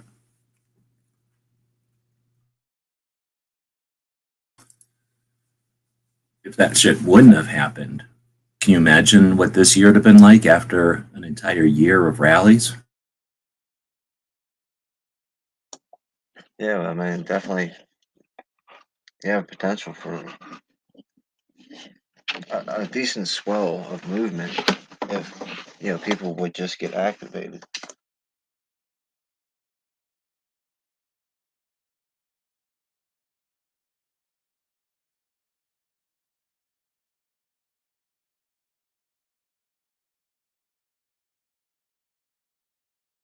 Well, and I'll say again, I think that what I'm taking away from this one is that it doesn't have to be like you have to be activated, and then once you're active, or once you're activated, you're active.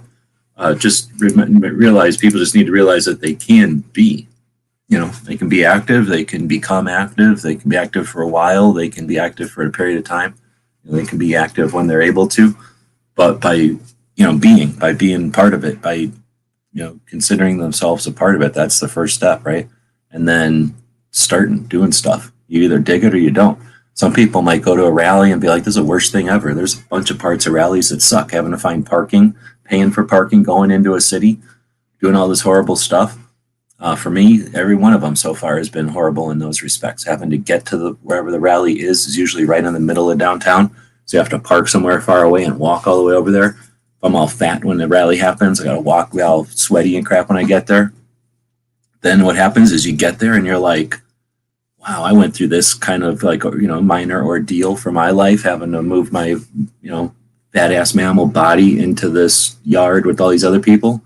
But here's another person that did it. Here's a family that did it. Here's some regular person that's like you would never think is a gun person that did it.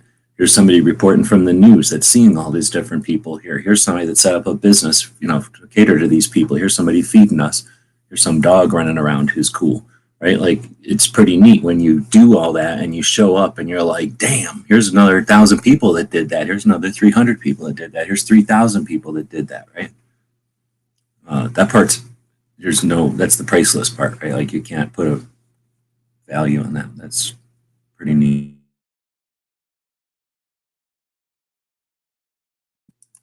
This would be different because we just get there, sit on the grass in front of the place and make noise and listen to speeches and stuff and eat hot dogs or whatever. In Illinois gun owners legislation day or something like that is iGold.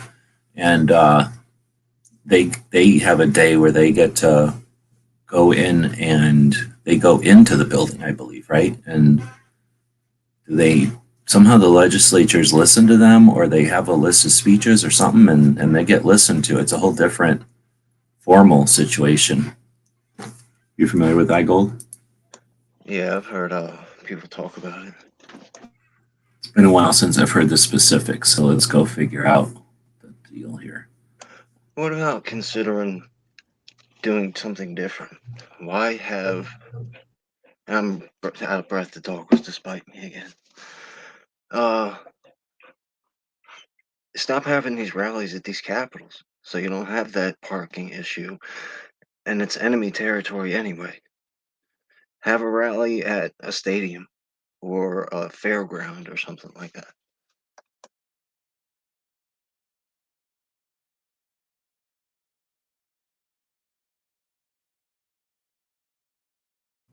Right now, I'm eating a donut again. So I think that's what. Well, it's not really a rally, but Fist of Iron, Iron Gold. What's that thing coming up? Freedom Iron Festival or something? Rod of Iron, Freedom Festival. That's not at a capital. That's just at their place. So that's a step towards it. It's kind of a rally because they're going to be more two-way than pretty much any of the other events like it, I'm assuming. But yeah, I would agree with you. Having something like, well, Coach was saying at a Six Flags, having an event at a place, that would be interesting. I think that's definitely something that could be additional, like have, Illinois Gun Owners Day at Six Flags or whatever. Missouri Gun Owners Day at Six Flags. I don't know where else there's Six Flags. Texas Gun Owners Day at Six Flags. I think there's 6 of them, right? Oh, I don't know. They're everywhere.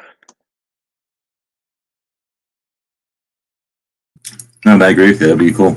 I think you can still have them at the Capitol, but the other ones become practice. Makojo is also being a Weisenheimer because in the general area that we live at, Six Flags has got gun violence there from time to time. They're not safe places. Oh, okay. But if it wasn't open, it would be the kind of place that has a giant parking lot where you could do something like that. Yeah, you could definitely rent it out when it's not open, yeah, for sure. The parking lot's fairly big. I mean, it's not huge or anything like that.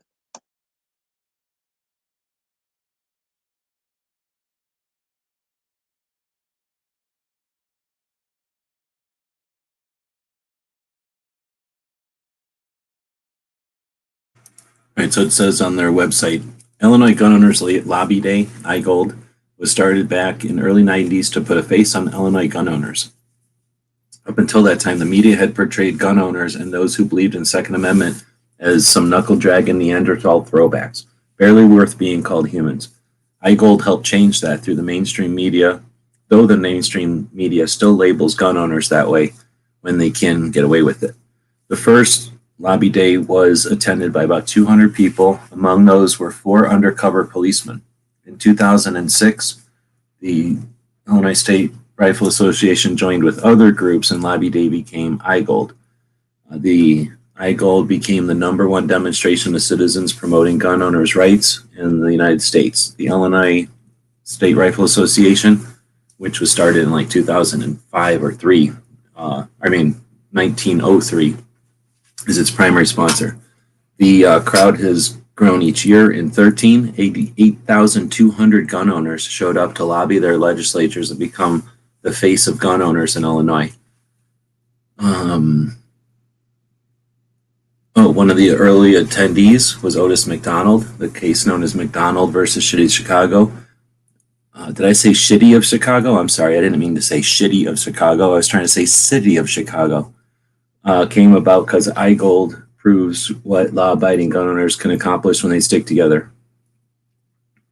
Oh, so I guess they're taking credit for McDonald versus City of Chicago. Ideal time to demonstrate our commitment to the Second Amendment and the right of self-defense. So it is cool that they show up and, 200 strong, growing to 3,000 or 8,000 strong. In a state like Illinois, though, still 8,000. That's a lot. More than most rallies for sure. The picture they have up here, I guess I'm not screen sharing. It's got 1, 2, 3, 4, 5, 6, 7, 8 flags. 2 of them are American, 3 of them are American flags. One is the weird, like it's the red and white stripes with a yellow snake on it. I don't know which one that one is, but it's sort of like the Gadsden. Oh, there is a Gadsden back there. I missed it. But the one in the middle says Mullen Loby with the Spartan face and whatever. And then what is a green one with a field? I don't know what the hell that one is. And this one looks like I don't know what it is. But anyway, and then the other one is a Trump flag. So I'm sure that helps a lot to see a Trump flag in the middle of their IGOLD rally. Like, let's keep it like, I would think keeping it politic free would be better than having a damn Trump flag right in the beginning of the thing. That's one of the things that people are going to have to get over. I've been hearing the complaint, and I get it. I get it. A lot of people have made valid arguments about, hey, we're having a two-way rally, not a Trump rally, not a Republican rally. But that's never going away, ever. That's never going away. The Trump flags are here to stay. Whether you like them or not, it doesn't matter. People are going to have to get used to that because they're not going away. And that Trump flag doesn't represent Donald Trump. It represents what I've been saying the whole time. This has never been about Donald Trump. The media and the politicians have convinced us that this is only about Donald Trump, and it's never been about him. And that's the problem, is all of the people are constantly Trump, Trump, Trump, Trump, Trump, Trump, Trump, and they're not seeing it's about G-Webs. This is about Ozzy. This is about MKJ. This is about John Brown Productions. This is about us and what kind of country we're going to live in, what kind of future we're going to have for our children, not about Donald Trump. So that Trump flag isn't going anywhere.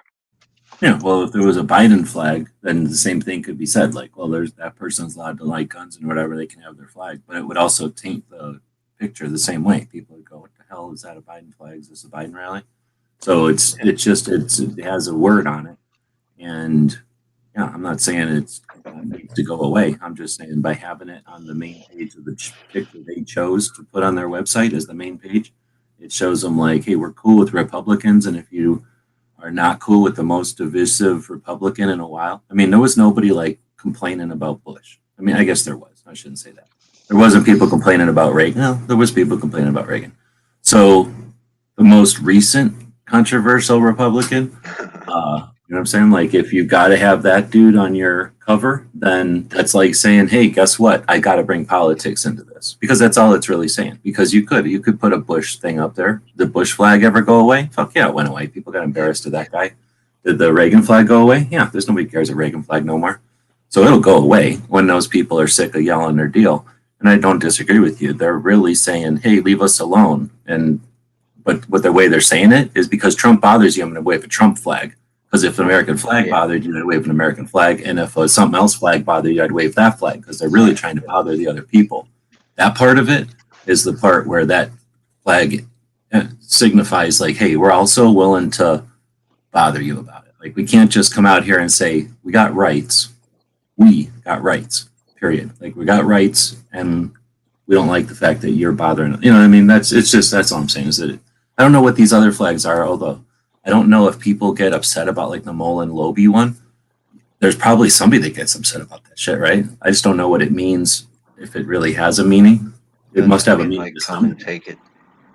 No, but I mean, like, in the bigger sense, is that like some indication of like, other than like, you know, I'm an individual and you can't take this from my hands.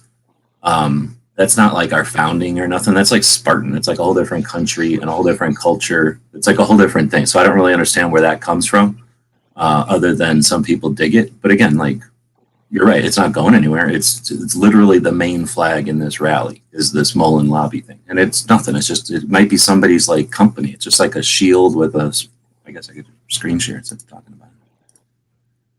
But you know what I'm saying? Like, that's just the same way. If somebody had a fit about that, it would be causing the same conversation or whatever.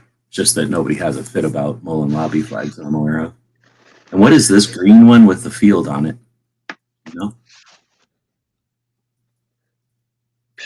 No, I can't really see it. I mean, I can see it. I can see it, but I can't really see it. Green.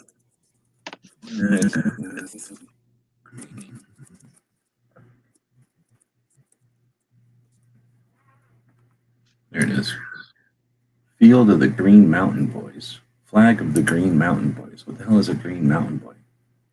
Never heard of them.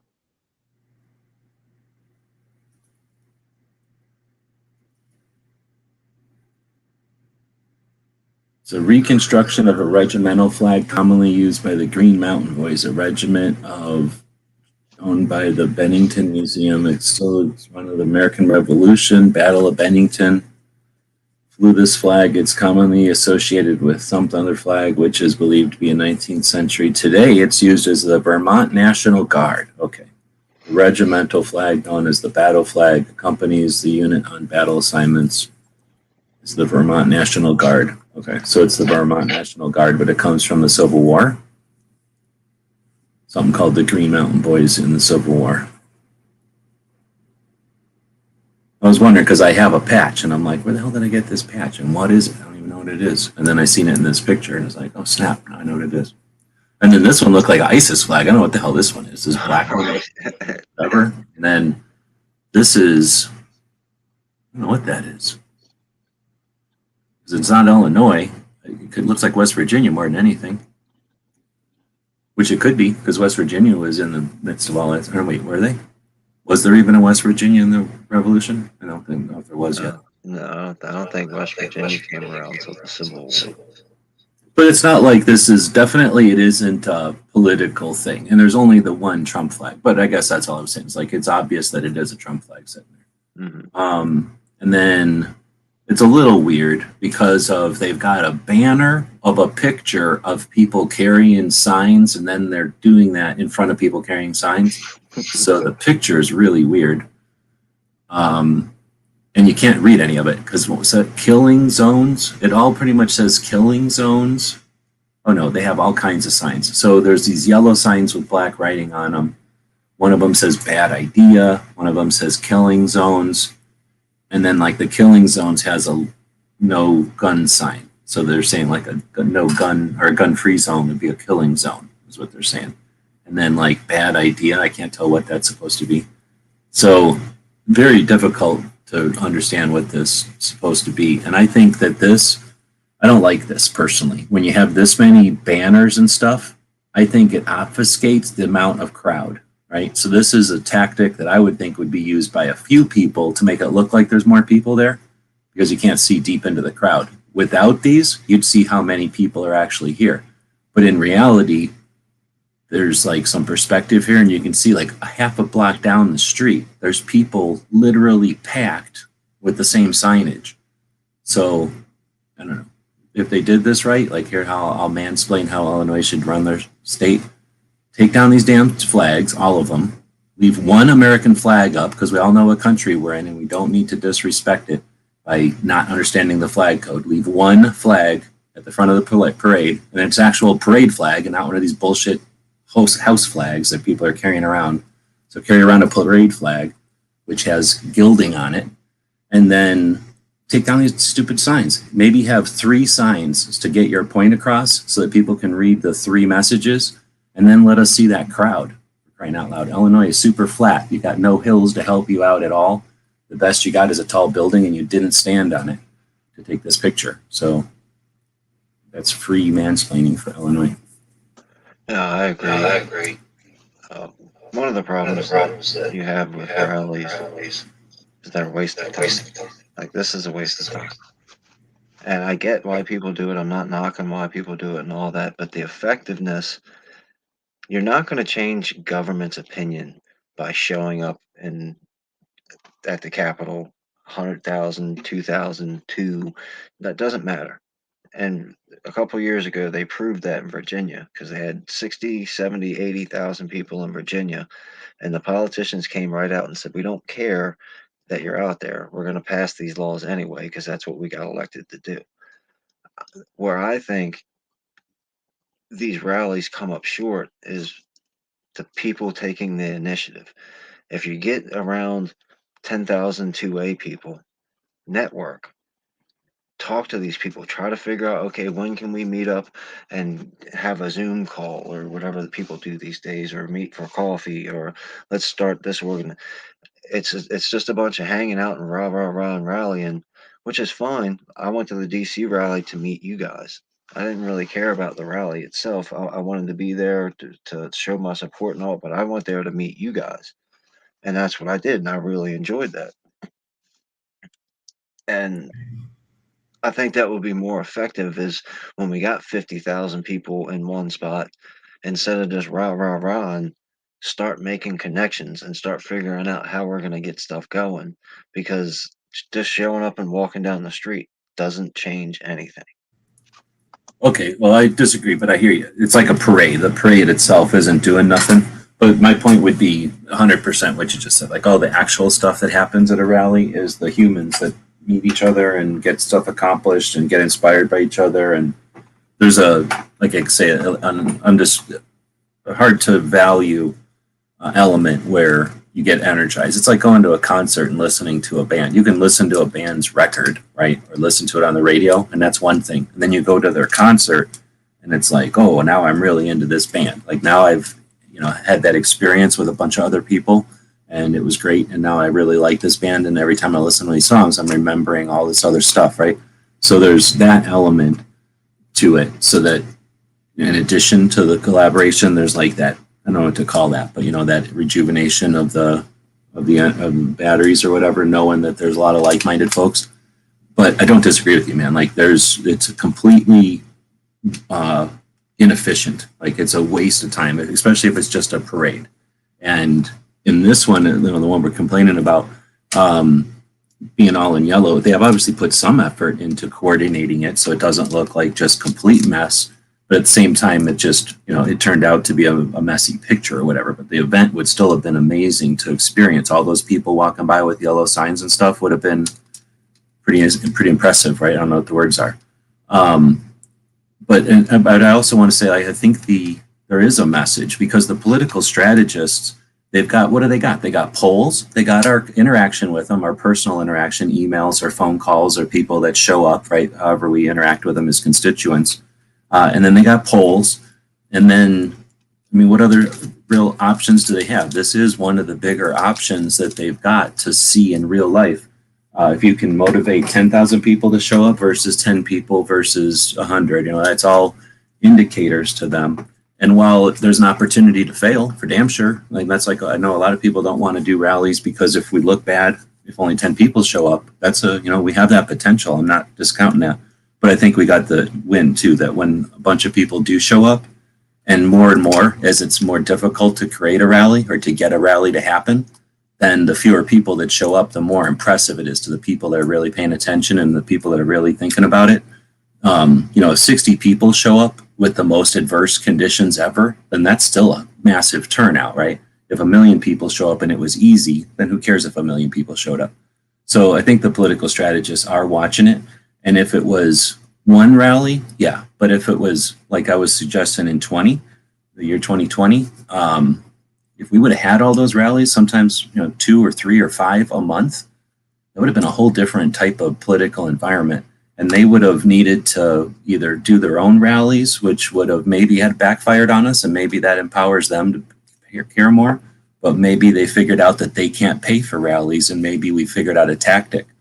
Maybe after having a bunch of rallies, we kind of beat down the ambition of some of these people like Beto or whoever comes next. I don't know. So I think there's some less tangible results from rallies. I think there's a reason that rallies are in the First Amendment, like the right to assemble. There's a lot that comes from that. And yeah, like I say, I think the other part of it is that is often overlooked. Imagine in this picture that we were just looking at of Illinois, that town, I guess it was Springfield, Illinois, probably. So they're just sitting there minding their business one day, running a snack shop or like a restaurant or a place that sells magazines or whatever the hell they're doing. And then boom, a whole bunch of gun people come in. And every year those gun people come in and you make, like, you got a second Christmas. Like, how cool would that be? And what's the potential of that, especially if you start having the rallies out of the capitals? Yeah, that's what I mean. They have car shows, they have that Sturgis thing, they have all kinds of stuff. Oh, yeah. These big rallies away from capitals, and people can come in capitalism there. You want to sell some hot dogs on the side, bring a cart and sell some hot dogs. 2A people like to eat hot dogs as long as you don't call them sandwiches. Right. We're not unreasonable. And then, yeah, I like that whole idea. Having something like a Sturgis, because I think that was made more for like, let's get together and bike ride or whatever they do, pop wheelies, all of the legal stuff they wanted to do, make U-turns and pop wheelies, I guess. They had to go out to South Dakota to do that so nobody would harass them. And all these bikers got together. And I think that was more of the thing. It wasn't supposed to be like bikers' rights or nothing, right? I think it was just whatever. But I don't know. Would you be down for something like the NRA Whittingham Center, where it's like an elaborate outdoor range with enough room to have like a giant sprawling event?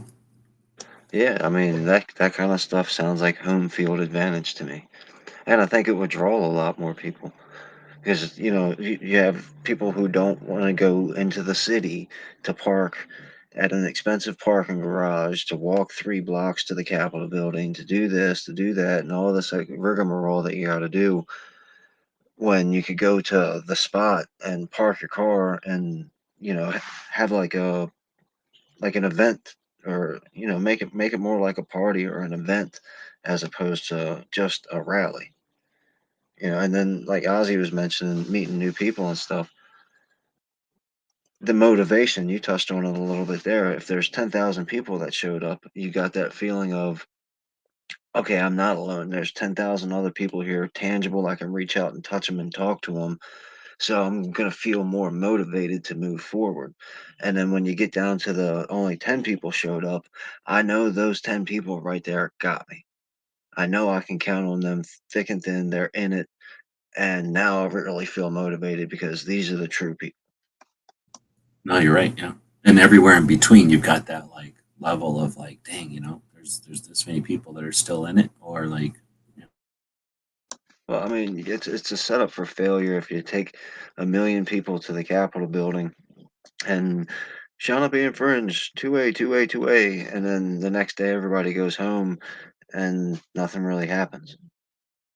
and people get demoralized because the Well, no, politicians exactly. didn't move. Well, of course the politicians didn't move. They're politicians. No, you're right. And by just showing up, having a parade, and going home and being happy that you cleaned up after yourself, or not even cleaning up after yourselves, but basically, wiping your hands of it, it's over. Yeah, the politicians, the strategists, the politicians don't care. They're living their lives. They have strategists that they pay attention to this stuff. And yeah, they'll see it and go, oh, yeah, they can muster a bunch of effort, but it doesn't amount to nothing. Now, like you say, you create that event and it's, yeah, you're going to spend X amount of time for sure. And you're going to spend so much gas getting to the event. And then you're going to spend some money on parking and some food and whatever else you end up doing that day. And then you've spent that much time for a rally. Might have been a parade, might have been an effective rally, who knows? But whatever, best you can hope for is an effective rally, right? But if you spent some time driving to an event that's on a range and then you spent that time doing something that's interesting and then the whole time has been motivated towards education and awareness. So instead of being like a lecture for 45 minutes, everybody has to listen to it, the steps of some building, but instead it's like, hey, here's a match. And what we're doing is, we're remembering that, you wanted the 4 safety rules for little kids, or like the 4 national laws that we have to deal with, or like, what the states, whatever thing, like have something that incorporates awareness into the things that you're doing, just like you would at a scholastic book fair. They're going to teach us verbs and nouns and stuff as they give us some time to run around on the jungle gym, right? You give them some people something to do. And then everybody comes home empowered, eager, looking forward to the next one, telling their friends about what they missed. And when a political strategist sees the results of that, are they going to be quaking in their boots, or are they going to be laughing, right? The giggling. Yeah, plus there's also room for entertainment if you have it at like a carnival ground or some big range that can absorb a lot of people. You can have kids face painting over there and other stuff that moms and kids like to do and stuff like that. So there's still plenty of room to have the entertainment and yuck it up and have fun, and then also actually enjoy yourself mingling with people and figuring out, okay, you're with the Arizona gun owners organization, I'm with the Maryland gun owners, get your guy to call my guy and we'll do that. I don't know, the Capitol, being at the Capitol, I think kind of programs us to stand on the steps, chant for an hour, talk to each other for a half an hour, and leave.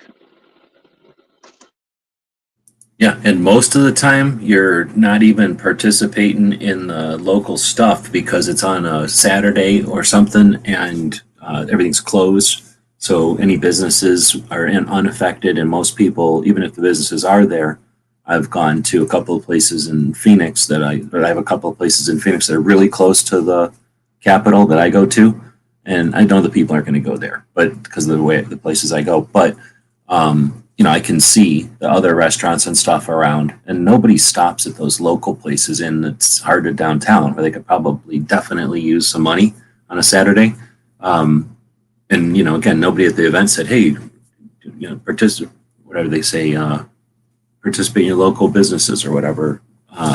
Instead, everybody's just like, they leave, and you're probably eating at like the stupid McDonald's next to the highway on their way back to wherever suburb or other city they live in, as opposed to again dropping a bunch of cash like, oh, that's the gun what do you call it, that's the gun rally, that's the one that we make like a second Christmas on.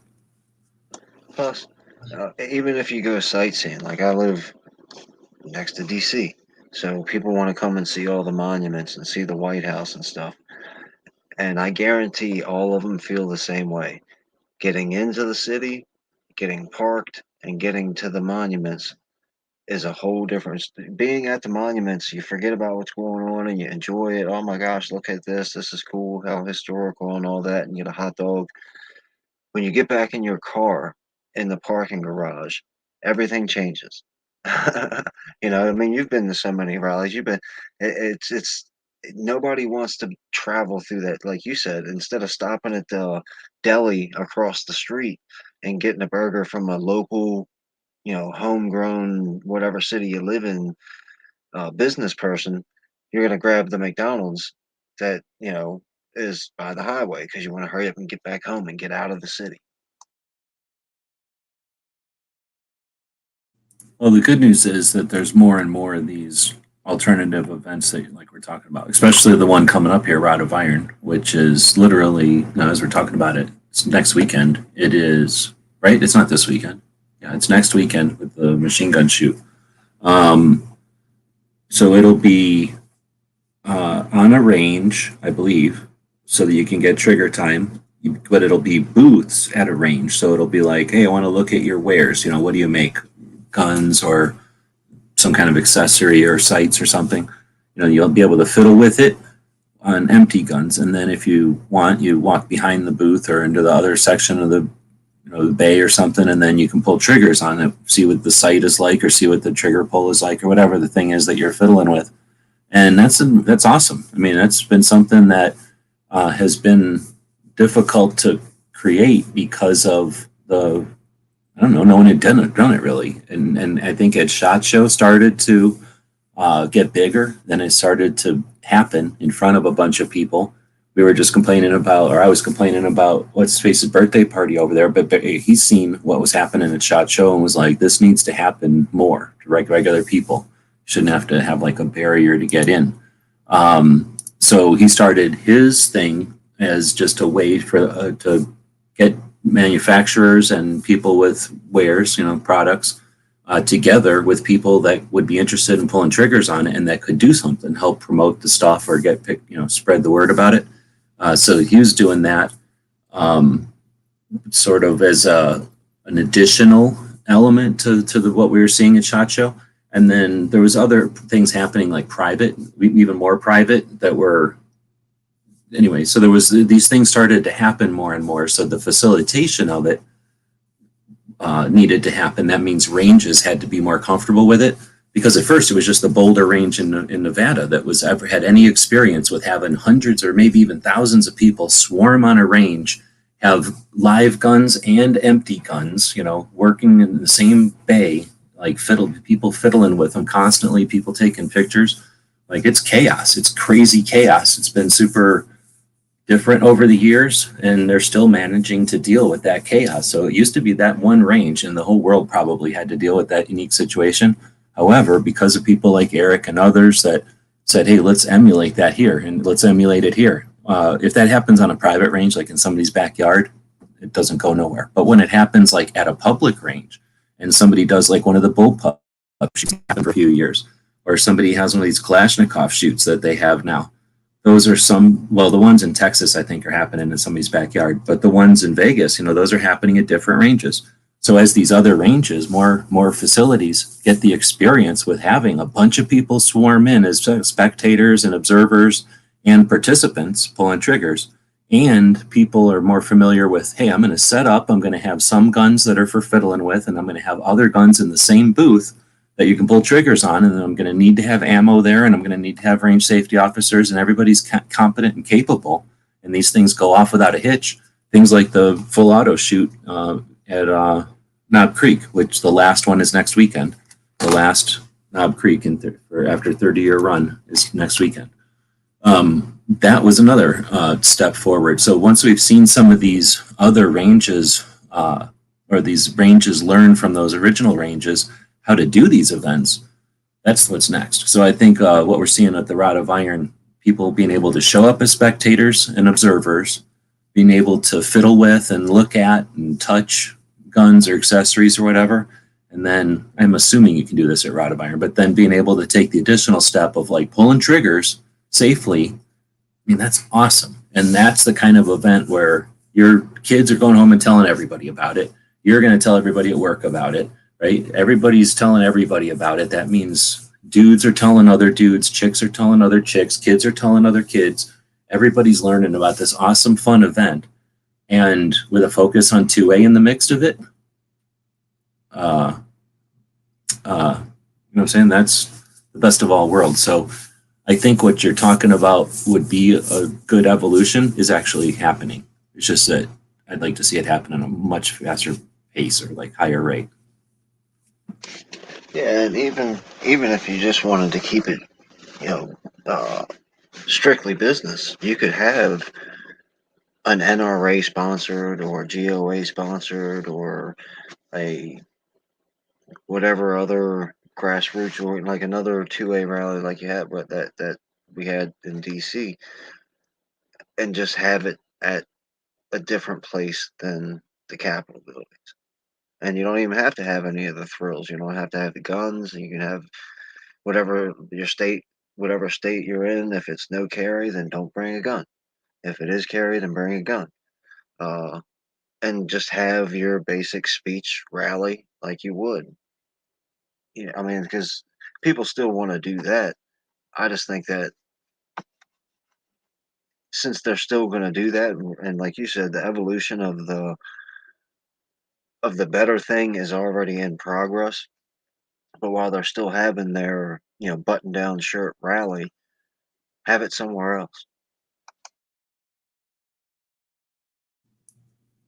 And I think that's more important than ever with all the bullshit that's happening as an opportunity and for people to take advantage of the opportunity and partake in getting together. Because that's one of the goals with all this bullshit is to stop people from wanting to be together and to stop the promotion of these events that bring people together, right? Oh, we can do everything virtually. Let's just do everything virtually. Keep everybody separate. I think we need to, the more push we have against that, is the better off we're going to be, But plus, generally. the politicians and the people pulling the strings the precedent's already been set. We asked for a permit, they said no, and we said okay. And then the very next weekend, Black Lives Matter burnt Washington, D.C. down. I don't think they got a permit for that. So when they, instead of begging for a permit from the people who don't like us in the first place, go somewhere else. My opinion would be don't ask for the permit in the first place, because the only thing you need a permit for is the microphones and the speaker setup. So just show up. Yeah, you're saying like have a rally, but it doesn't need to be like a big established blah blah blah. It can be more like, what do they call that thing? More like a get together, or there's a name for that, a flash mob. Like, hey, we're just gonna meet up. The people that are interested in meeting up at noon, and if you want to say something, we'll figure it out. And then Them bullhorns. well, you're probably not allowed to do that if it's one of them kind of situations. But really, who cares? Because really, like we were saying, like the goal is just to show up and to get people together and to whatever. And the worst case is most of these places have all you got to do is stand up. I mean, literally a soapbox for a reason. You just stand above everybody and yell, and everybody's ears are on the top of their head for the most part, and put the, order a height and whatever helps. And then boom, you can, we're designed to, without any kind of extra effects, be able to communicate to a bunch of different ones of us. But yeah, I mean, I guess if it gets too big, you would just move it down the street, and you could literally do it with like a loudspeaker or a boombox or some shit.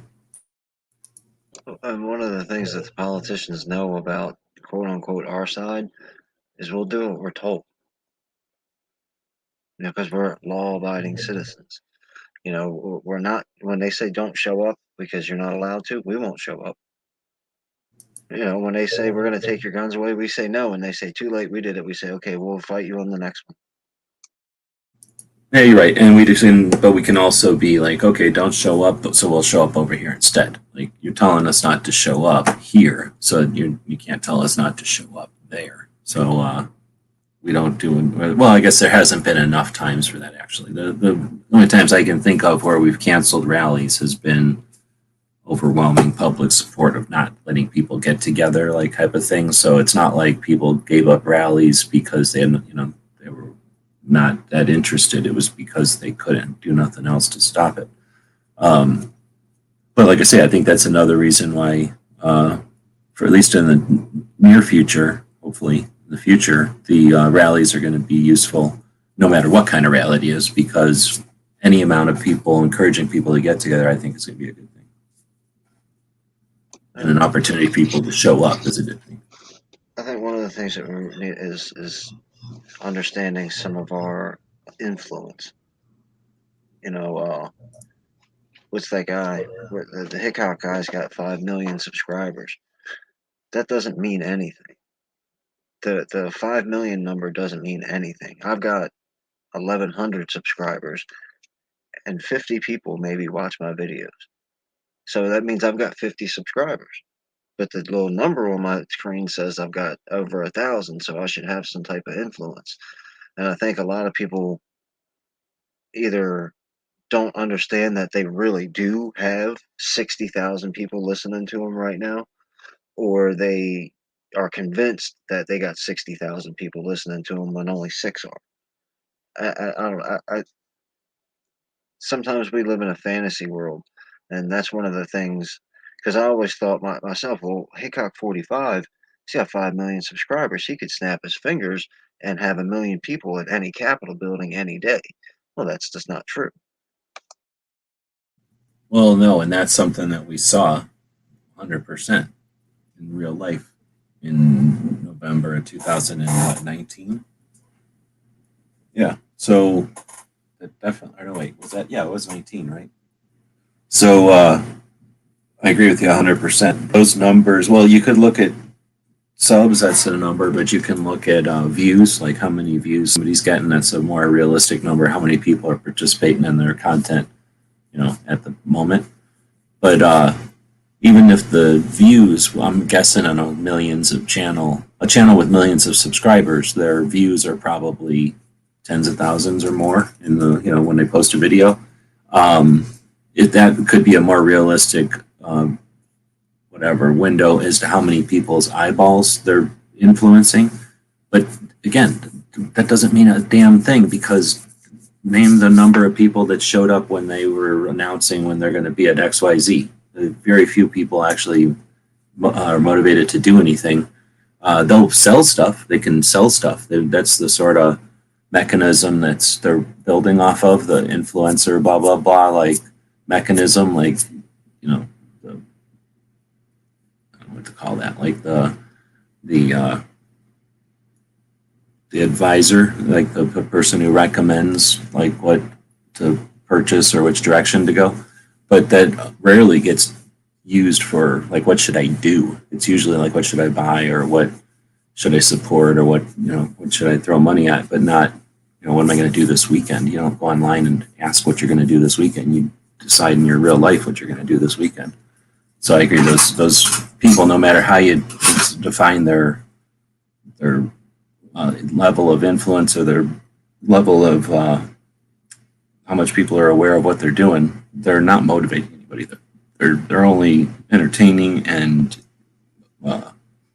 dancing in front of people, and those people are, well, there's no way to know, but unless you look at their analytics, but more than likely a good chunk of them are just kids who got idle time and are looking at anything, can have the time to just look around and stuff all the time and aren't doing anything. And if the messages aren't like inspirational or motivational, then I think they're detrimental more than anything, potentially. Because if they're just like, hey, guns are a hobby, guns are a vice, guns are a way to make money, like guns are just a recreational thing, is that helping, or is that just as bad as like somebody who's a Yahoo or somebody that's dangerous?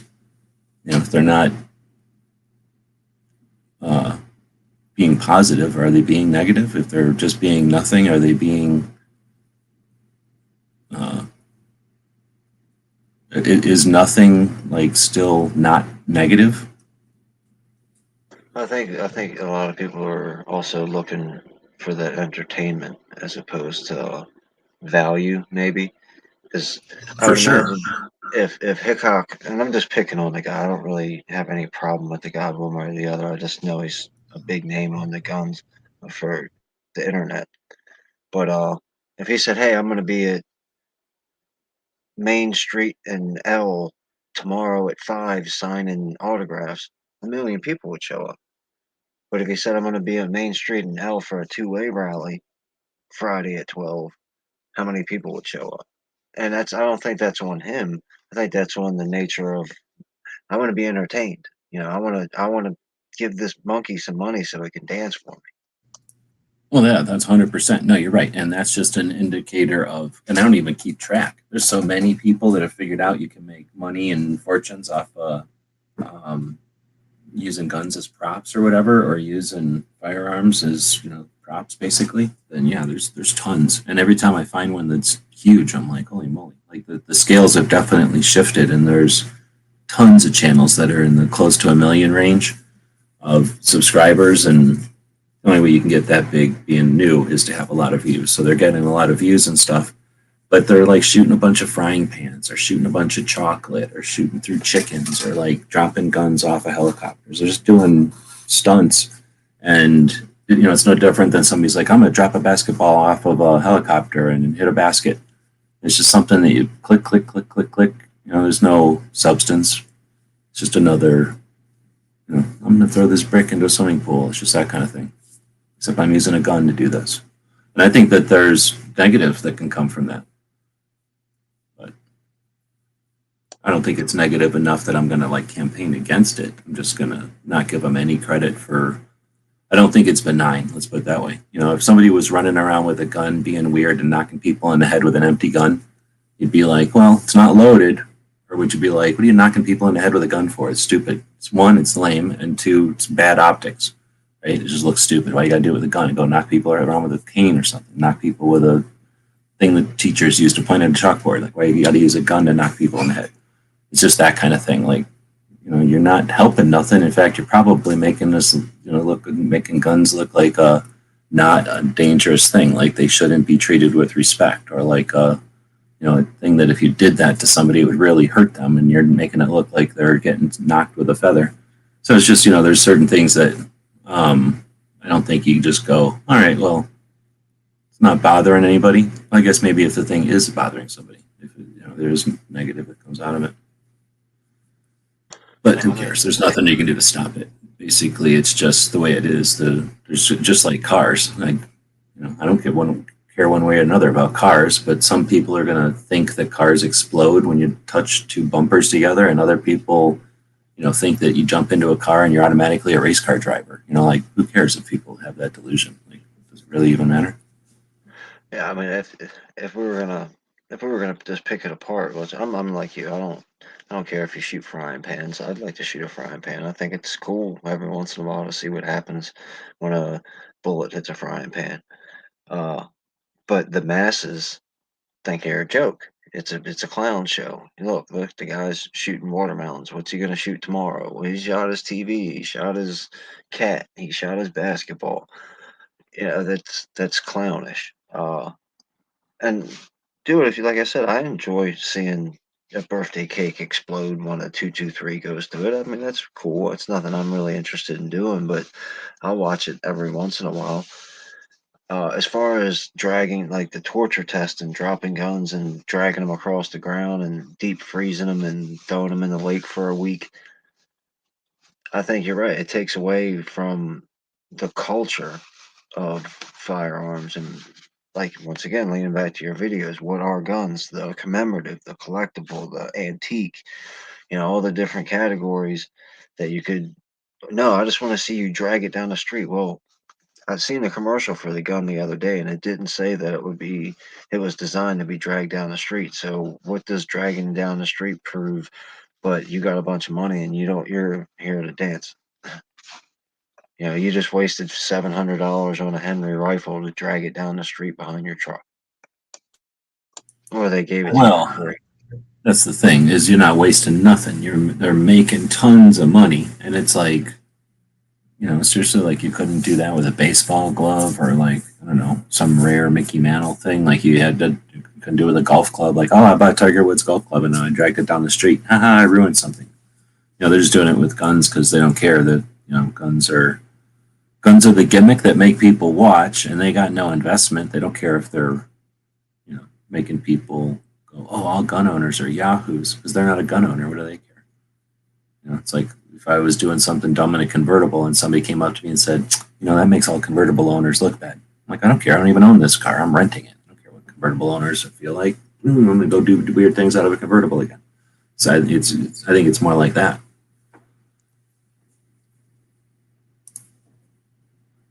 Yeah, I definitely, I agree. Just being able to say, all convertible owners are bad because this guy flicks cigarettes out his when he's got his top down. I mean, that's kind of stupid, but and most of the people that make broad brush arguments like that are like we talked about earlier, the kind of people you don't want to talk to in the first place. That's true, because I don't think it's people that are making that argument as much as the impression that's being made.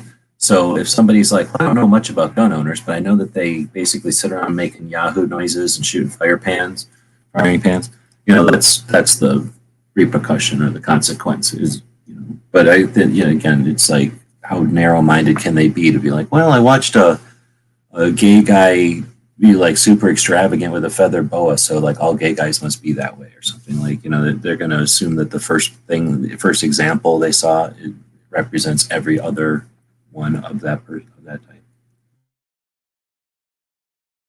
Right, especially because the algorithms on all these social media sites promote that stuff. Every second matters. It's amazing that anybody even gets the notification for this. But if you were gonna shoot frying pans for a living, you'd have 10 million views. Well, that's because of those people are following the recipe, though. The frying pans is because of some video game, like something happens in a video game or something. I imagine, because I have never seen it before, and I've never seen it in a movie, so I'm guessing it's a video game, or TV show, I guess. But I'm guessing a video game, and I don't know how popular those video games are massively popular. I'm pretty sure kids just wake up and play video games until they're forced to do something else, and then they go back to playing video games, right? So every waking hour of a bunch of these kids' lives is playing video games. They probably get bored and play like 2 or 3 different video games every day. So there's all kinds of these video games, and I think they're just,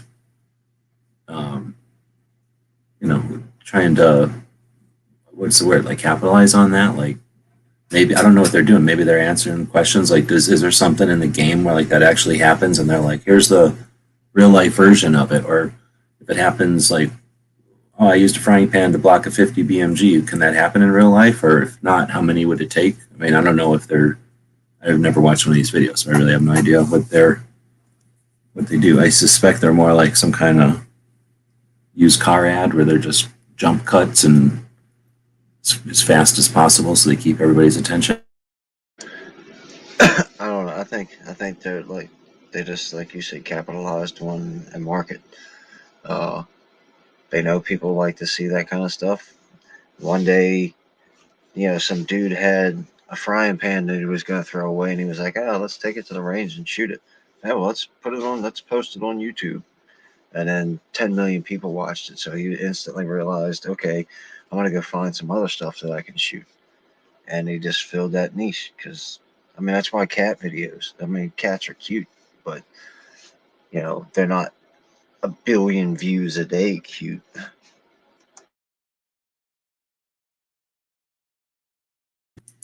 Well, depends how much cat, but yeah. And that's just a factor of how many people there are too. So if you figure one person thinks a cat video is funny or cute or whatever, and they show it to 10 people, then they've watched it 10 times that day. And if 1,000 people think that's the same, then that's 10,000 views for 1,000 people, and it turns into that type of thing. And then you get into countries that have billions of people. Oh, look how she's saying first over here, but I can look over onto Barbecue's chat over here and see where it says first over there also. How can you be first on 2 different chats? Technicality. I was thinking about ending it when Barbecue started his meat chat, and we were close to 223, but we were chatting, so I just thought I'd keep going. If you want to get cat, or if you want to get views, I don't think you need to get a cat. You can probably help foster baby cats. That's what I would recommend, because there's almost always somebody who's somebody who's interested, probably almost always is aware of what do they call that? Pack of kitten babies? What do they call it? Den of kittens? I don't know what they call it. Pack of little kitten babies. But, it has a pile of kitten babies. And so often they'll appreciate having somebody who's interested in, what do you need? Like a pillow and a towel or whatever for a while, and then eventually a big box to leave them play in. every once in a while you got to let like 7 or 6 kittens out of the box and play on you. And then, yeah, you just have a webcam going and, yeah, don't turn into some kind of weird kitten factory just to make views off of YouTube. There definitely are those. But yeah, I think I think I don't know how many of them there are anymore, but I've always thought like that's probably real helpful for like little kids that are in the hospital or old people that are laid up and having to, their brain's still going, but they can't do much else. I bet you that kind of stream of a kitten's playing and stuff would be therapeutic, if not better.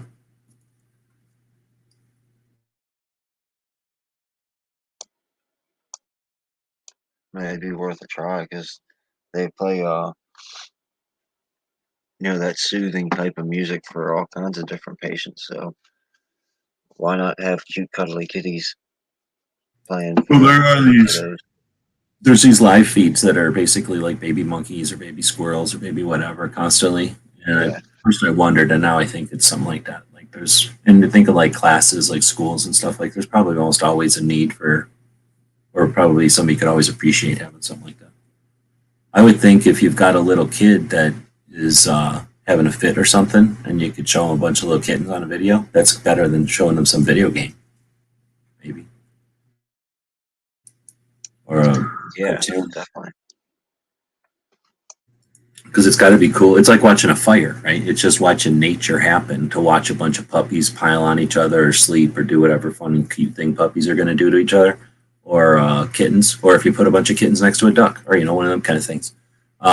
That's just weird nature stuff happening. It's got to be the same creative work in a brain. I'm no brain scientist, but I'm going to mansplain it anyway. That's got to be better than a video game, playing some stupid repetitive task building exercise that, hey, if you fail, big deal. There's no rules. Just start over again. Oh, if you're frustrated, just turn it off and play a different video game. Don't turn off the machine. Just play to a different video game. Oh, you can't make it that far. You're not that good at wiggling your fingers. Just pay a couple of bucks for it. Whine and complain until somebody gives you $2, and then you don't have to wiggle your fingers so much. You can wiggle your fingers at some other level.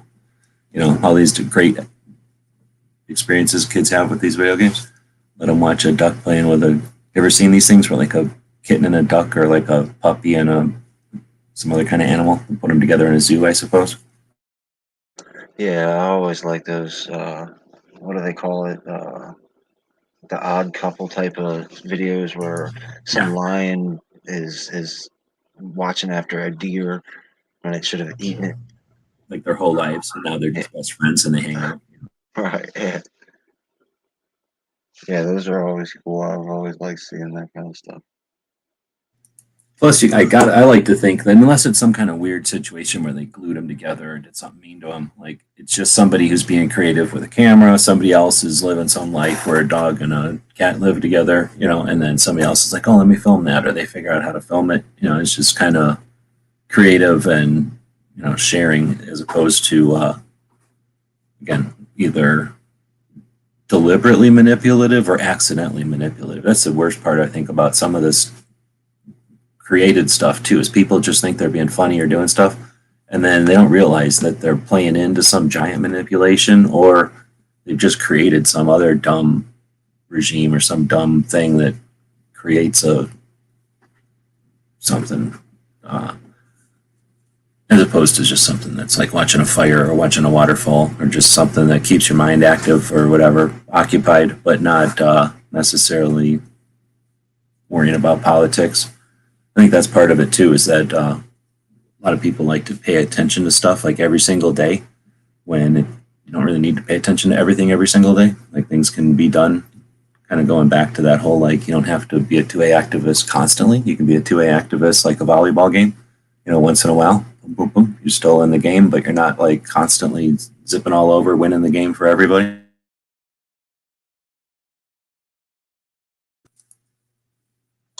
I don't know. I'm pretty biased when it comes to volleyball. I have to touch the ball every time, and I don't let my teammates.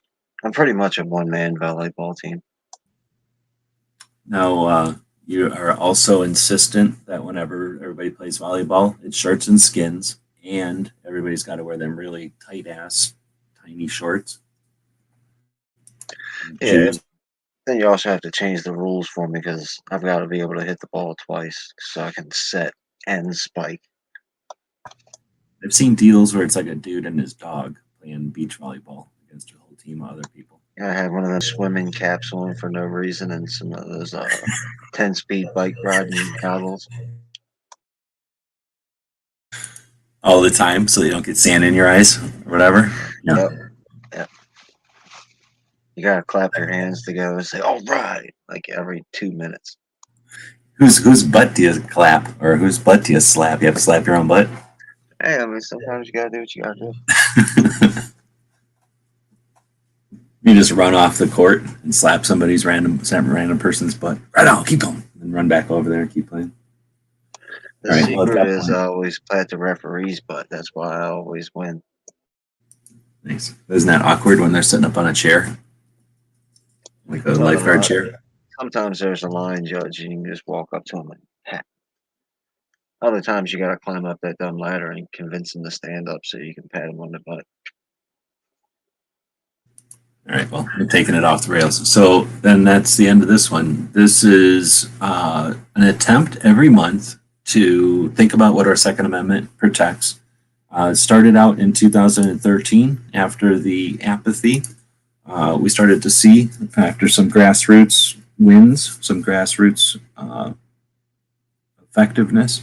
And it was awesome. It was cool to see that something could happen without any orchestration, without anybody saying this is the thing. We just all knew, hey, let's resist this. This is crazy.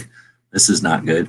And everybody just resisted it in different ways, and the results were impressive.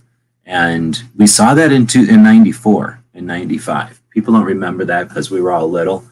But in 94, they put the assault weapons ban out there. And people did not dig that. And in 95, everybody went home. Nobody was reelected.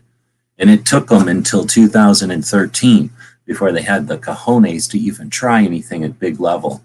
And all they did is suggest doing stuff at a big level, and they got sat down. Like, they didn't get sent home, but they all got sat down. Everybody said, just shut up. Quit this. The playbook is lame. We all understand that you're horking off of the worst. You're exploiting the atrocity. You create the atrocities by hyping it up and showing everybody how weird you are about worrying about these evil people. And then when a new evil person comes along, one, you give them the new rank of newest evil person. You name stuff after them, and then you won't shut up about them. And then you hold the reason why we should have infringements or people's rights should be taken or why we should be divided. And then you wait for the next opportunity to repeat that cycle, right? Where the hell was I going with that? Every second matters. Isn't any of that. We're the opposite of that. I don't know where I was going. Mike Trike threw me off with his little thumb there, and I had no idea where I was going, actually. We're 3 hours into this. I've also been watching AmCon all day. It was streamed live today. I was hoping that some of the people from AmCon would jump in here. None of them did. So what does that mean? They had some sort of after AmCon evening event, which I'm guessing they're all involved in or attending, but I don't see anything being streamed anywhere from it, so that I'm aware of. But anyway, so that's, I guess I'm saying I'm kind of tired from 2A already today. You got anything else you want to throw in here? I'm kind of just rambling at this point.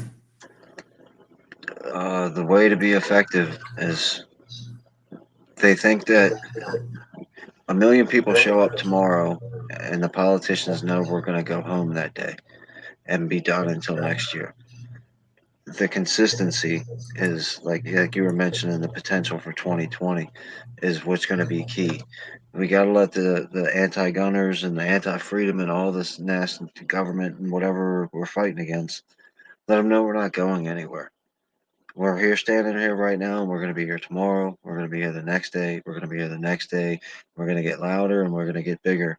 You're not getting rid of us this time, because that's what they've always settled on, is they'll rally and then they'll go away because they all got jobs and their kids got school and all this and other stuff like that, which is a perfect time for you to use a little bit of time out of your entire life every second of the month. Post a video, talk to somebody, post a picture on Instagram. I mean, the littlest things you can do is that. But don't let every second matters go to waste. Thanks for hosting tonight, G, and thanks for everybody that hung out in the chat. Right on, dude. Yeah, that's a great summary of it too. So I appreciate the angle there, or the clarity of that perspective on it. All right. Well, again, thanks everybody for showing up. And what, Smeggy was in here earlier? Is that the only other person that was in here? I think. We'll be back on the next second. You're welcome to do anything you want on the second. The whole thing is that the second, kind of rhymes with the Second Amendment. Every state has a Second Amendment. So we try to do it on the second of every month. Let's see, I guess I will use Smeggy's exit thing that we kind of alluded to earlier. Oh, we had Brooke Cheney on. What am I saying? We also had Brooke on today. That was great.